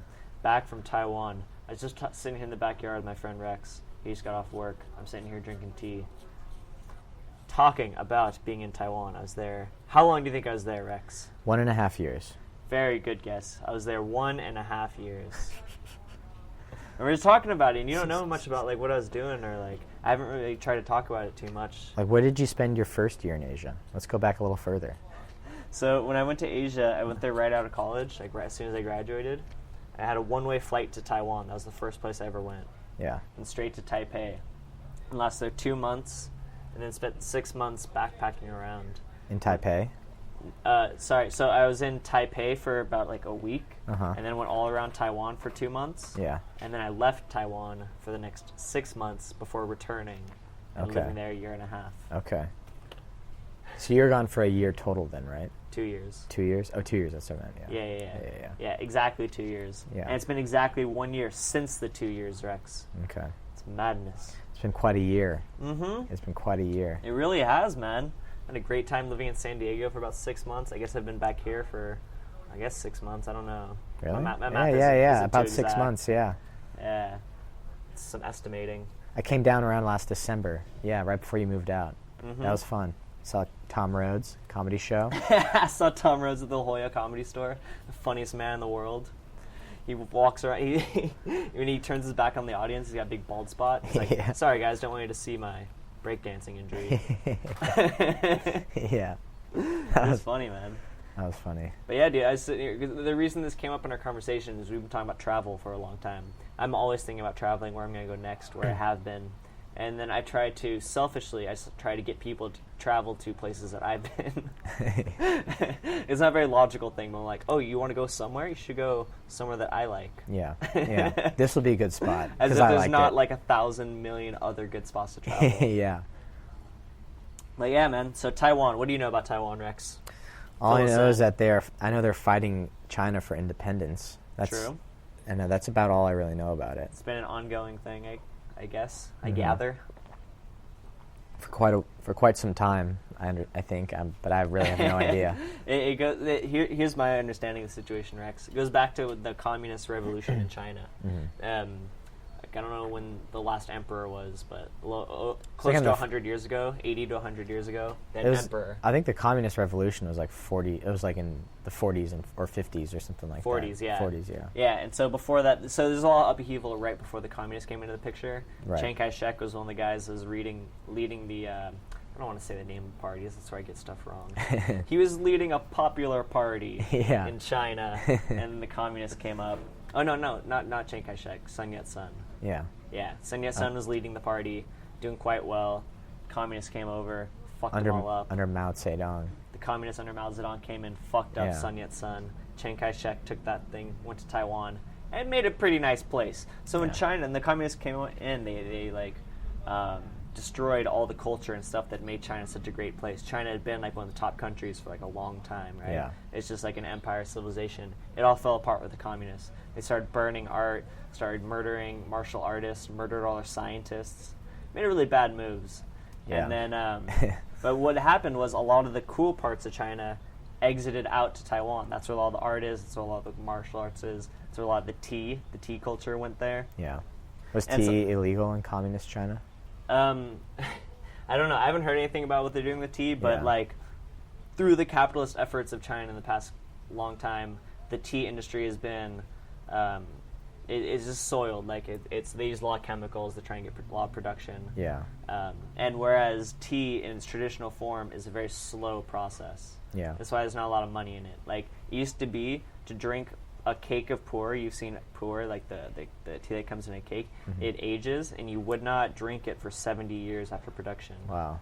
In a capitalist society, you want to move it very quickly. You don't have 70 years to wait. Yeah, exactly. You know what I mean? So that's just an example of how like they had to speed up the process. And so tea, it often comes from mountains, and so the highest elevation tea is the most prized. So that's where they put the most effort towards. So if you're chemically or if you're using chemicals to produce that tea at the top of the mountain, it goes down the mountain, so the rest of the plants on the mountain are now poisoned. Yeah. This has been a big issue. Even in Taiwan, Taiwan has that issue, where they're poisoning some of their famous tea mountains. Right.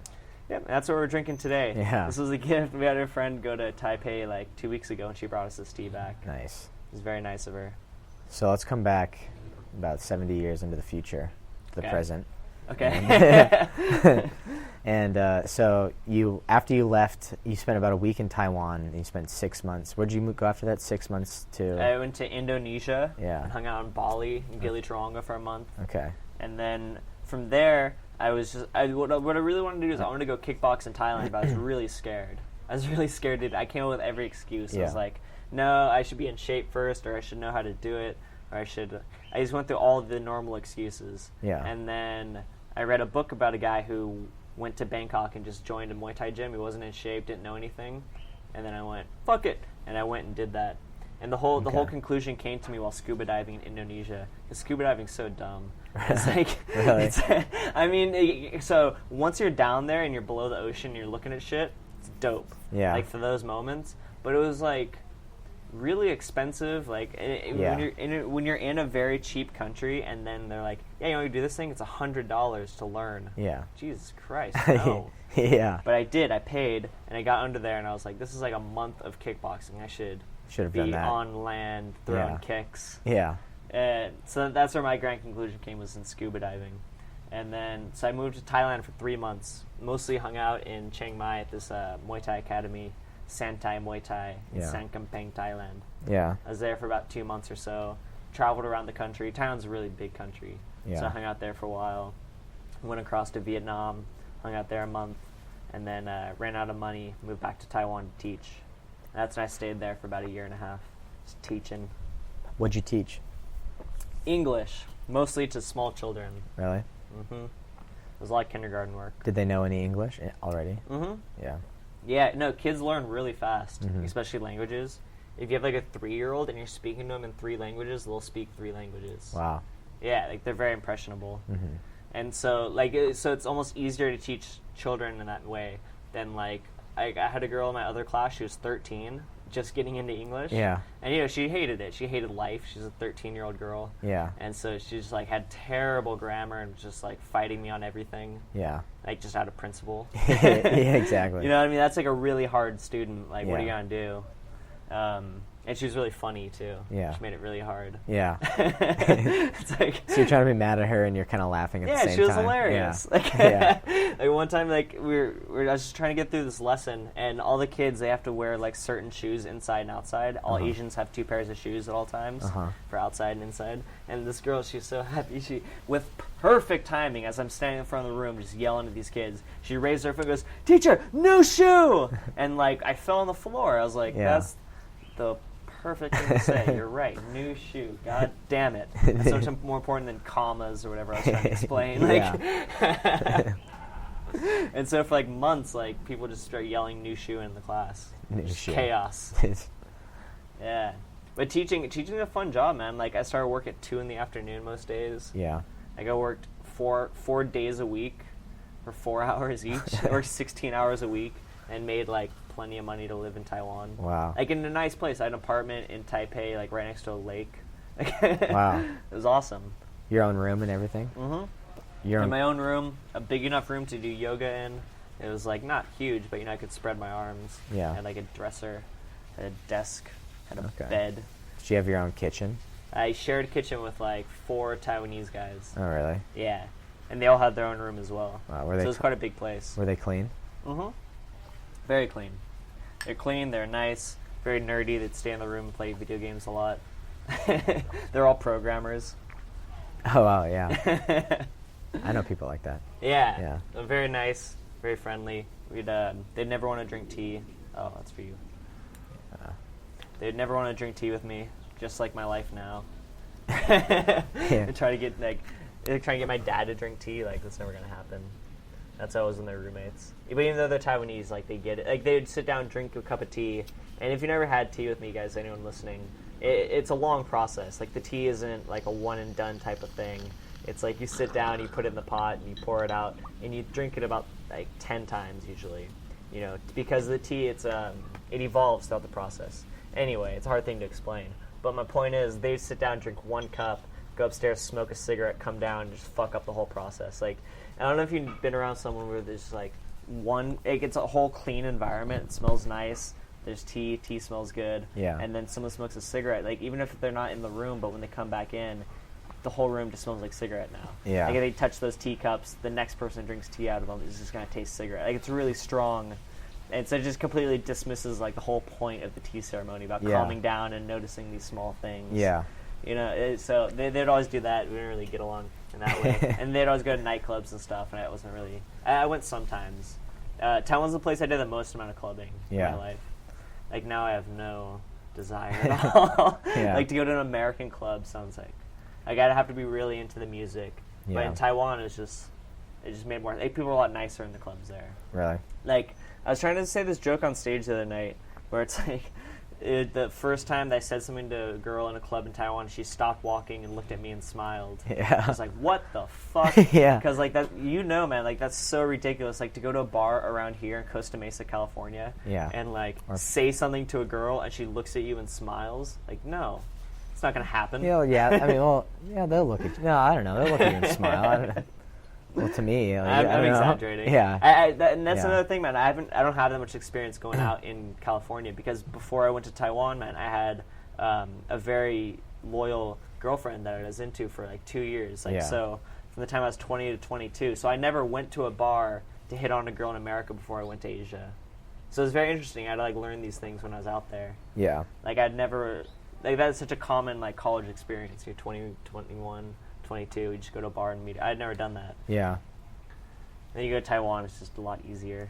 Yeah, it's like bar on easy mode. Yeah, luckily I was in between girlfriends when I turned 21, so that was kind of cool. But all my friends were interesting at that time, with cross-country guys and stuff, so we didn't really go out and see girls all that much, but it was still a fun time. I'd say it's overrated. Yeah. Yeah, unless you're really good at it. I don't know. I shouldn't talk. That's not the point of this podcast. Fun. It's fun now. It's fun now? Yeah. You're enjoying it? Yeah. Good. So, life in Taiwan, Rex. What do I have to tell you to get you to move there? It makes so much sense for someone like you, man. Like, you're an educated guy. You're a white guy. You're pretty self-sufficient. You're outgoing, open to new things. You're hardworking, but don't want to do something like what was the job you hated the most? Like working in a bank?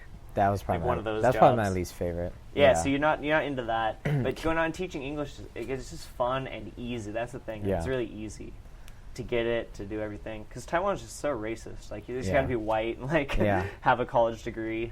I honestly think just like maybe a couple months till I get to pay off some of my debt. Yeah, and then everyone has debt, Rex. Yeah, but like I will have like paid off all of it by like then. Yeah. Yeah, so like. Live a unique life. A man without debt.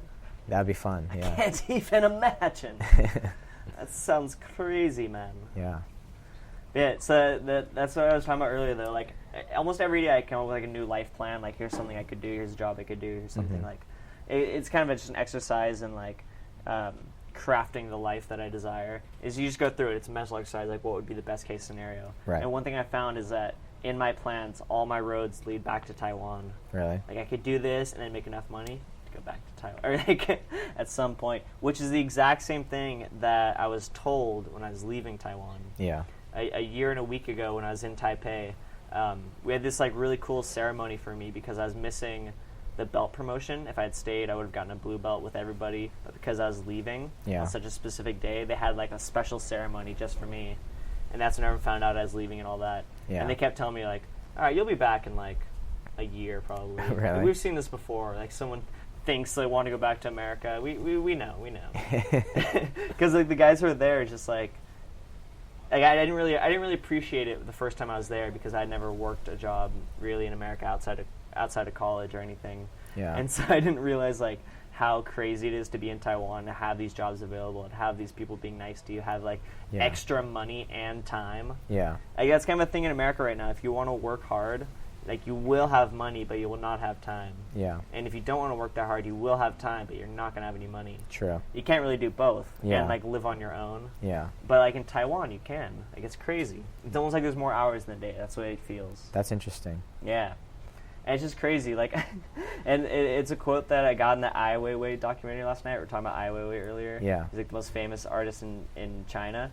And the reason that he's getting away with so much, he's like provoking the government in such strange ways. And the reason that he's able to go through with this is because he spent 12 years living in New York. And he's speaking about that time. And he's like, once you experience freedom, no one can take that away. They can't tell you that you have to go back to a different way because you just know, like, it's too late. Yeah. And that's the way I feel. Like, anytime I've gone to an interview for a job in America, I've heard this several times. They say, you have to work 40 hours a week, but everybody does that. Yeah. Like little things like that are just so common into the work structure around here that I just know aren't necessary. Yeah. You don't have to work 40 hours a week. That's not even maybe the best idea for the business to have that like structure. There's not much logic in it. There's no heart in it for sure. Mm-hmm. And to say that everyone does that, like I know it's not true. I was working 16 hours a week in Taiwan. Like I know that's not a bad thing. Like if you say that around here, like I only want to work 16 hours. Like what the fuck is wrong with you? Be a goddamn man. Yeah. Work 40 hours a week. Yeah. Keep your chin up. Yeah. Just keep going. But it's too late for me right now. Like if you worked like 30 hours a week in Taiwan, you'd be rich, right? Uh-huh. You could travel in the summer. You could like, that's when like you have a motorcycle. Like guys who have families do that. Like guys literally raise families on 35 hours a week of teaching. Wow. Yeah. And it's like doable. So I was out there by myself, so I was doing half that. Yeah. And like had drinking money, you know, like which I think is a big measure. Like around here, I don't have any drinking money. Right. Like to go to a bar, like it's so frightening around here. But in Taiwan, I had like that amount of money, and my gym fee was incredible. Like I was doing these essentially personalized kettlebell classes. It's it's like small class kettlebells. Kind of works out in the same way I've always imagined a personal trainer. Yeah. I was doing that and jiu-jitsu, paying like $200 to the gym. Yeah. And still had money for rent and clothes and craziness. Yeah. What's the nightlife like in Taiwan? It's a lot of clubs. It's a big clubbing city. But there's a new like expat meaning like just someone from a different country who leaves their country of origin, moves someplace else. So all the white people in Taiwan, essentially I'm referring to, they have a new craft beer scene. Oh, really? Which is like brand new. Yeah, it's really cool. Like it evolved while I was there. Like a bunch of breweries started popping up, having all these events. So I do a lot of that. You know, I'd go to jiu-jitsu, then I'd go to the craft beer bar. If it'd been a while since I'd met a girl, go to the club. Yeah. But clubs aren't really like that. Every 3 months or so, I had fun at a club. Do DJs go there, like famous ones? Mm-hmm. Yeah, Cascade played, Dash Berlin, all the big house guys. Yeah. I saw Cruella play there on Halloween. Yeah. They came out and they're like, we don't speak any Chinese, but we just came from Korea. Annyeong! Okay. They're really funny. They put on a really good show. Yeah. Paul Van Dyke played that night. He was really cool. Yeah. Once every like 3 or 4 weeks, they'd have drum and bass night, which I always went to. But it was at this really small club, like in a convention center area. Like it's like a place where they have like a big town hall type place with like little shops and museums nearby, and like a big park and a club. So everything's shut down except for this really small club, like the size of this backyard. Maybe if it's like 40 people, it'd be like pretty crowded. Right. And it's usually a gay club. Yeah. Oh, wow. It's That's like funny. most nights it's a gay club. But on drum and bass night, the gay crowd doesn't turn out. Like, you've been to a lot of drum and bass shows. It's really heavy music. Yeah. I'm not saying there's no gay guys into it, but I've been there on drum and bass night, and one time I went on house night not knowing. Yeah. And it was distinctly more gay Yeah. on house night. Like, that's funny. Like, measurably. Yeah. As soon as you walk in, like, whoa. Yeah. Yeah. And so it's just funny, like, trying to get people to go, like, to someone who hasn't heard of drum and bass music, like, it's a hard sell, normally. Right. And then to be like, yeah, it's at Triangle, like, at the gay place? It's No, Sutra. man, what are you doing? What are you talking about? So that was always fun. Yeah. But then, I was doing comedy shows out there and stuff, too, so Yeah. anytime there's a comedy show, I would, like, go to that. Which is kind of a thing, like, so Taiwan is known as one of the best hiking destinations in the world. It's like 80% national parks. There's hiking everywhere. Like, where I was living in the city, it's a 5-minute walk to a couple-hour hike up a mountain. That's crazy. Like, you just walk there from the city. Like, you can take the subway to a hike. Yeah. And, but every single weekend, when I was like, this weekend I'm going to leave. I'm going to go hiking. I'm going to go around the island. It's a really small island. You can get around really easily. I never went because Taipei, there's always something fun to do. Always. Yeah. Really? Yeah, there's always a comedy show or drum and bass night, or in the summer every Saturday is a pool party. Yeah. They have a water park. It's got two water slides and like a pool. That's crazy. That's a water park. Yeah, yeah. And they have these huge parties there Really? during the day every Saturday. But there's like kids there too. But there's all these adults just like getting hammered. That's crazy. The craft beer like station set up.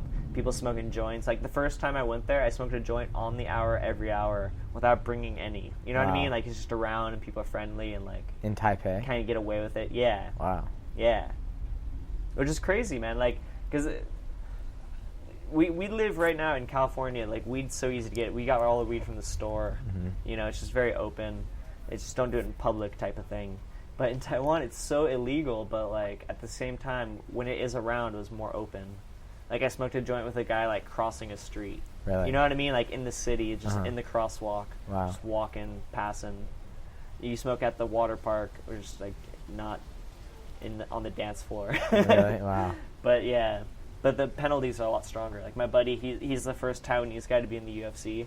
He did, I forget the details. I want to say 2 months in jail for having some weed in his pocket while he's sleeping in his car. Really? Wow. Yeah, the cop came up, knocked on his window. What are you doing? We check your pockets. Boom, gone. Wow. Maybe I'm missing a step in the story, but something like that. Like he did time for it. I think 2 months. Wow. Yeah. And so that was a cool thing. Like when I was out there, I didn't smoke that much because when I'm in California, man, I smoke every day. Like it's so easy. Yeah. You know, like when I was in college, my final 2 years of college, I didn't buy weed once, but I smoked every day. Yeah. Just around. Exactly. You know? But in Taiwan, I didn't. So what's the driving situation like in Taiwan? Driving? Yeah. Like travel, like transportation. To get to work? To get to anywhere. Lost Subway. Lost Subway. Very good public transportation. Okay. Yeah. Well, like biking and stuff, is that big? Oh, yeah. Oh, so one of my favorite things they had, man, is like public bikes, which I think they have in a lot of cities in California, but I've never seen a good system.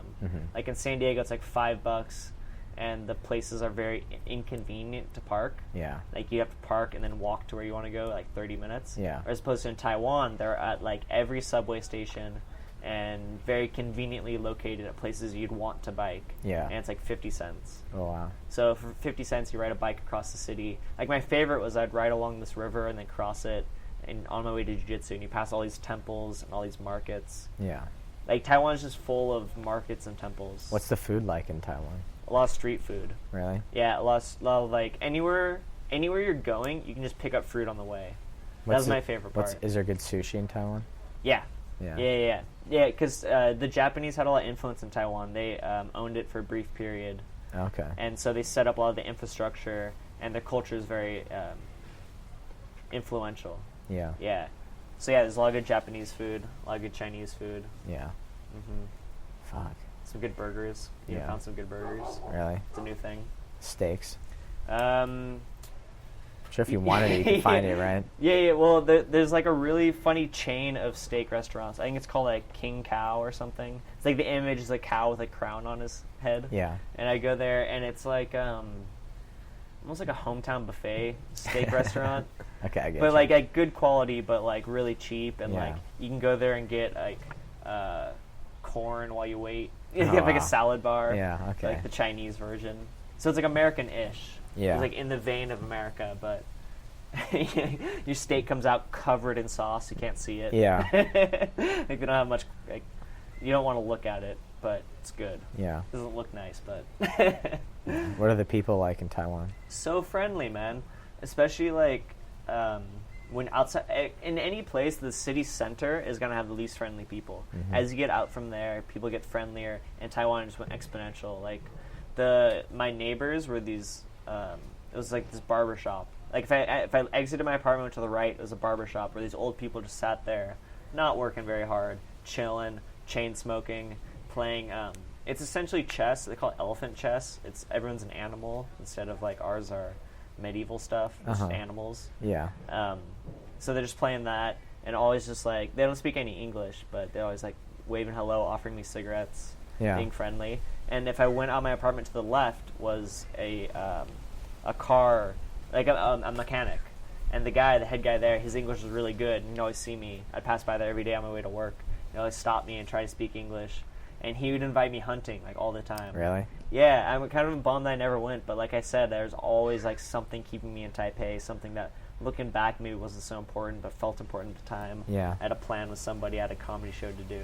Yeah. Something like that. So for those reasons I never went with him, but he always like, we hunt wild pig.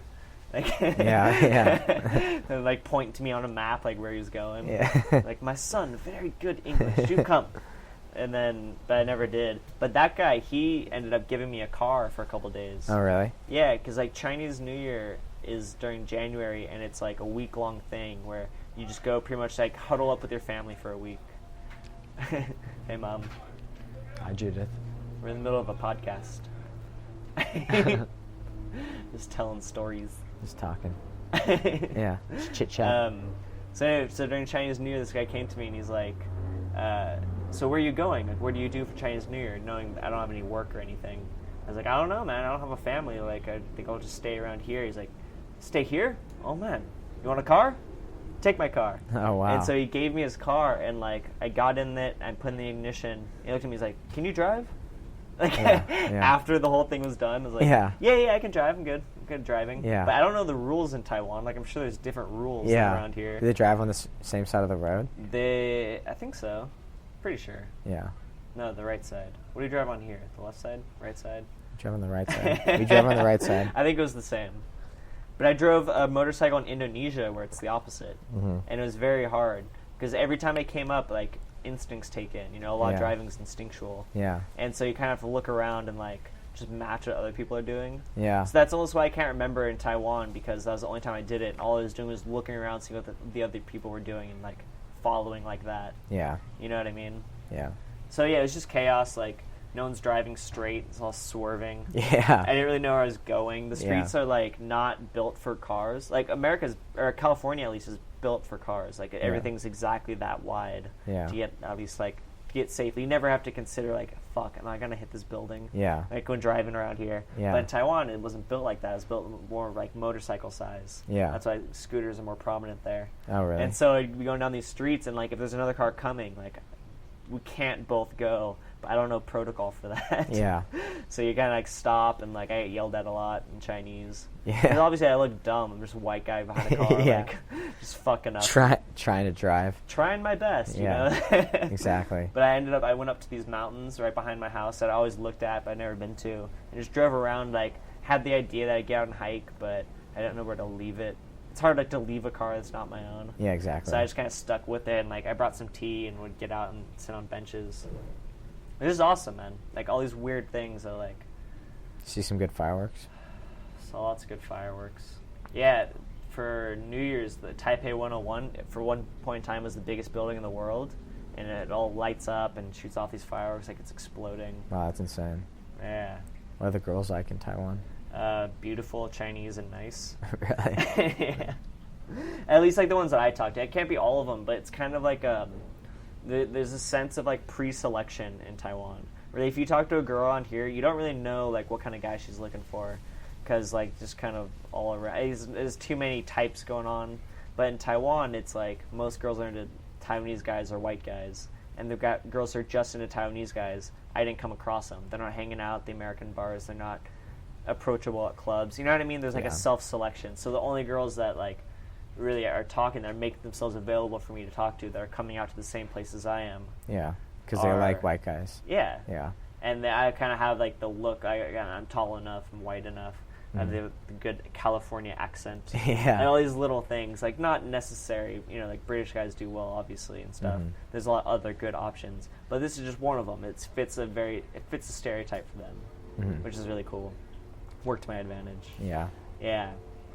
And so that was nice, because like when I was traveling, man, I was like wasn't doing well with girls at all. Because like I said, I broke up with that girlfriend right before I left, and that was heavy. It was like the best, to this day, the best girl I've ever known was her. Yeah. And we just broke up, and it was like hard.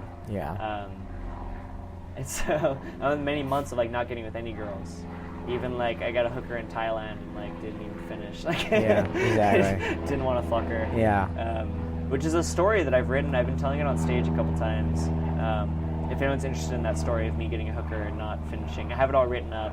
Just send me a message. I'll send it to you. Yeah. I think I should like, post. I think I should post it on the internet, but I just haven't. Yeah. Yeah. That's one of the things I've been doing since I got back. I wrote out so many travel stories, and they're just like sitting on the computer, like just unedited. Yeah. You know what I mean? I did like a lot of first drafts. Yeah. So I think at some point something will be done with them, but at this point they're just sitting there collecting cobwebs. Yeah. So how's your image of Taiwan these days? It's made it a lot better. Yeah. This conversation. And so here's what I'm thinking, man. So Taipei in Chinese means northest. It's the northest part of the island. The next time I go to Taiwan, I want to hang out in the south. Yeah. Where it's tropical, it's hot all year. Because Taipei has seasons. It's got rainy seasons. It's really hot in the summer. It's really cold in the winter. And the rooms they aren't very well insulated, so it's pretty close to the temperature. Excuse me. The temperature outside is pretty close to the temperature inside. When it's cold outside, you're gonna be cold in your room. Mm-hmm. And there's a really cool jiu-jitsu gym in the south that I really want to be a part of. It's much more forward-thinking. Yeah. And very similar to the gym I'm at now at 10th Planet. Yeah, it's very similar in Kaohsiung, what they're doing. Yeah. So that's my next destination. When you decide to move to Taiwan with me, I think that's where we'll be. That'd be cool. It's coastal. It's more beachy. Yeah. Taipei, like the beach isn't far, but it was never that dope. Like I went surfing out there a couple times and like never had that good of a session. Yeah. You know, but it was cool. It was more of like a novelty thing. Yeah. Yeah. Any more questions, Rex? How long have we been talking? 30 minutes? Yeah, I think No, I don't have any more questions at all, actually. No more questions? No. You know something we haven't talked about on the podcast, Rex? The fact that you live at my house now. Oh, yeah. Which is such like a funny situation. Like, I've never heard of this situation in my life. Like, I'm 25, you're 26, and we live with my parents. Yeah. You just moved into my brother's room. Yeah. A room he hasn't occupied in 10 years or so. Like, he's been out of the house this whole time. Maybe a little more longer than that, yeah. 10, 12 years, probably, something like that. It's just really funny. Like, I'm surprised my parents went for it. Like, yeah, Rex can live here. Yeah. Okay. Because for, like, 6 years, they were living here by themselves. Yeah. I didn't live here for 7 years. I don't know the last time Corey was here. Longer than that. Longer than that. So, yeah, for 7 years, my parents lived by themselves. Yeah. And now there's 2 of us in the house. Yeah. Just sit in the backyard, smoking weed all day. It's probably just really chill for them, interesting for them to watch us do stuff as well. I think they like it sometimes. Yeah. Yeah. I'm sure wasn't much disruption of their routine previously. Whereas last night was my mom's birthday, and me and you, we smoked a lot of weed and went to dinner with them, which I thought was great. At the country club. At the like the fanciest place that I've been to. Yeah. Is this place I've been to regularly, the Mesa Verde Country Club, place my dad's been a member of for like my whole life. And then, how's your experience in that place? How many times have you been there? Like three or four times, I think. And so we're there just stoned in these like big Rain Spooner shirts. Yeah. Like Rex looks so funny, like in his huge, like these shirts are like oversized. Like we're wearing like sailor's outfit, or Hawaiian like, shirts, masks. kind of. They're like like they're really like thick, kind of cotton quality. If there's a big wind, we could take flight. Yeah. Yeah. They're crisp. That definitely. And then so we went to that dinner last night, and it was just so funny. I kept laughing. I was like, "How did this happen?" Man? I ate like way. That last plate of food I shouldn't have eaten. That was a little too much. So we all felt, Rex. Yep. And then last night, we went back to the house, and we're sitting back here smoking weed, and we smoked a lot because my cousin just dropped us all this weed at our house. Yeah, and then like 10 grams. And then at 10:30, man, at 10:30, I ran into that room and started talking to my mom about how we need to watch the movie Samsara. Like, Mom, it's your birthday. This is important. What's Samsara? It's like the hardest movie to explain in the world. Really? Netflix calls it a contemplative documentary. This dude just travels around and shows images of dope things. He goes to Tibet and just shows the monks walking around. I don't know. It's like hard. He goes to the mosque or yeah, he goes to a bunch of different mosques. What's the thing? Mecca. He goes to Mecca. Yeah. Has all of them walking around. Yeah. And just shows all these dope things, like with no real like message Uh-huh. or anything. It just kind of goes to... Anyway, I ran into my mom and tried to explain it to her last night. And I was like, Mom, this has to happen. It's going to help our relationship. She's like, you're high. Like, true, but we need to... And to her credit, she put it on. We watched Samsara last night. A movie I recommend to everybody. Did she like it? Oh, of course. It's so cool, man. Like, it just shows the desert for like a couple minutes. Here's the desert. But there's no... like narrator in the movie. There's no characters. It's literally he just shows things. No one talks. Like, have you ever seen clips of the prison in the Philippines where the inmates dance? No. They have a bunch of viral videos of them like dancing to Thriller. Really? Where it's like it's really impressive. It's like I don't know how many guys, but like too many to count. We couldn't count them on the screen. Right. A couple hundred, maybe 1,000. I don't know. And they're all dancing in unison. Oh, in wow. This huge prison lot. So that's a scene in the movie. There's a really cool stuff like that. But yeah, it was a great day yesterday. It was a long day too. Yeah. Yeah.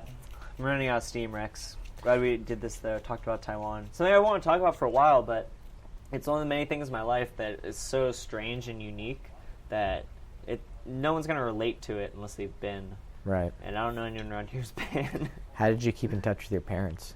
For Skype? No. I had to wait until I got a phone, like, because they don't know how to use Skype. They didn't know how to use like any of these things. We don't have. If we had iPhones, we could FaceTime, but we don't. Mm-hmm. And yeah, I just didn't try very hard on it. And then in Taiwan, I got a phone, and I didn't realize until I got out there, man. Like, phones in America are such a ripoff, and they're not in other places. Really? Like, to sign up for a phone number here, it's like a 2-year plan, hundreds of dollars. Yeah. And it's just like you're locked in. Like in Taiwan, it was $6, and that came with a month of service. Wow. And then for $10 extra, I could call America for I think like an hour. Wow. Something like that. So you could call your parents kind of at whim almost. Mm-hmm. And so I did. I called them. Like the first time I called them, they went because it had been months. Like the whole time that I was like outside of Taiwan, in Indonesia and Thailand. Like I didn't like. I was pretty rude about it. Like I didn't realize, but and I never thought this until I read it in Steve Martin's book. He had a very similar experience when he left town. Yeah. And he has like this grand conclusion where he's like, looking back, I wasn't even mad at my parents or anything. It wasn't like an outright. I didn't contact them because no one told me to. Yeah. And like when I read that in his book, I was like, okay, that's like what I was doing too. Like I just didn't know. Yeah. I didn't think. Even now, like if I don't see someone, I don't think too often like. You know, it's hard to think about people who aren't around. It's an unfortunate part of like being other places. Right. And yeah, my parents, we never like talk too much either. Even when we're around each other, we're not very communicative. Yeah. Yeah, it's the way it was. Yeah, well, I think that was a pretty good podcast. Think so, man? Yeah. I think people are listening. I think that was quality. I think this is the one that gets us mainstream. I think this is, I think our next guest will be Dan Carlin. Yeah? Yeah, I think so. You just shoot up the ranks? Yeah, I know. Dude, the next guest is supposed to be really big. I shouldn't say next, but I've been talking to Dirty Ron Turner, 2-time black belt.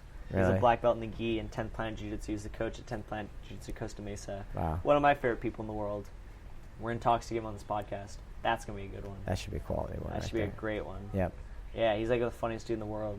He's the one that I invited my buddies Sonny and Joey, who've both been on this podcast. They came to a practice of Ron's. He was running it. And afterwards, we're all smoking weed in the parking lot. And Ron's like, guys, I forgot to tell you the first rule of jiu-jitsu. Don't marry strippers. No matter what they say, they're not going to change. And Ron, he just led this like crazy life that's so different than mine. Yeah. Mine was like private schools and like all these really safe things, and he was like bouncing and working in strip clubs for like 20 years. Wow.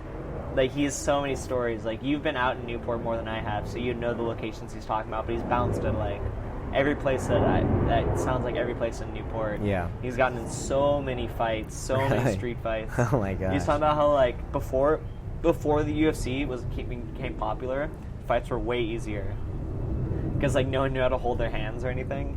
They're just going off like kung fu movies. Yeah. And so he said like, yeah, fighting used to be really easy because I knew like kickboxing and jiu-jitsu, but now it's like everybody knows. Yeah. Yeah, for real. It's just like a funny perspective that like I've never been in a street fight. Have you ever been in a street fight, Rex? No.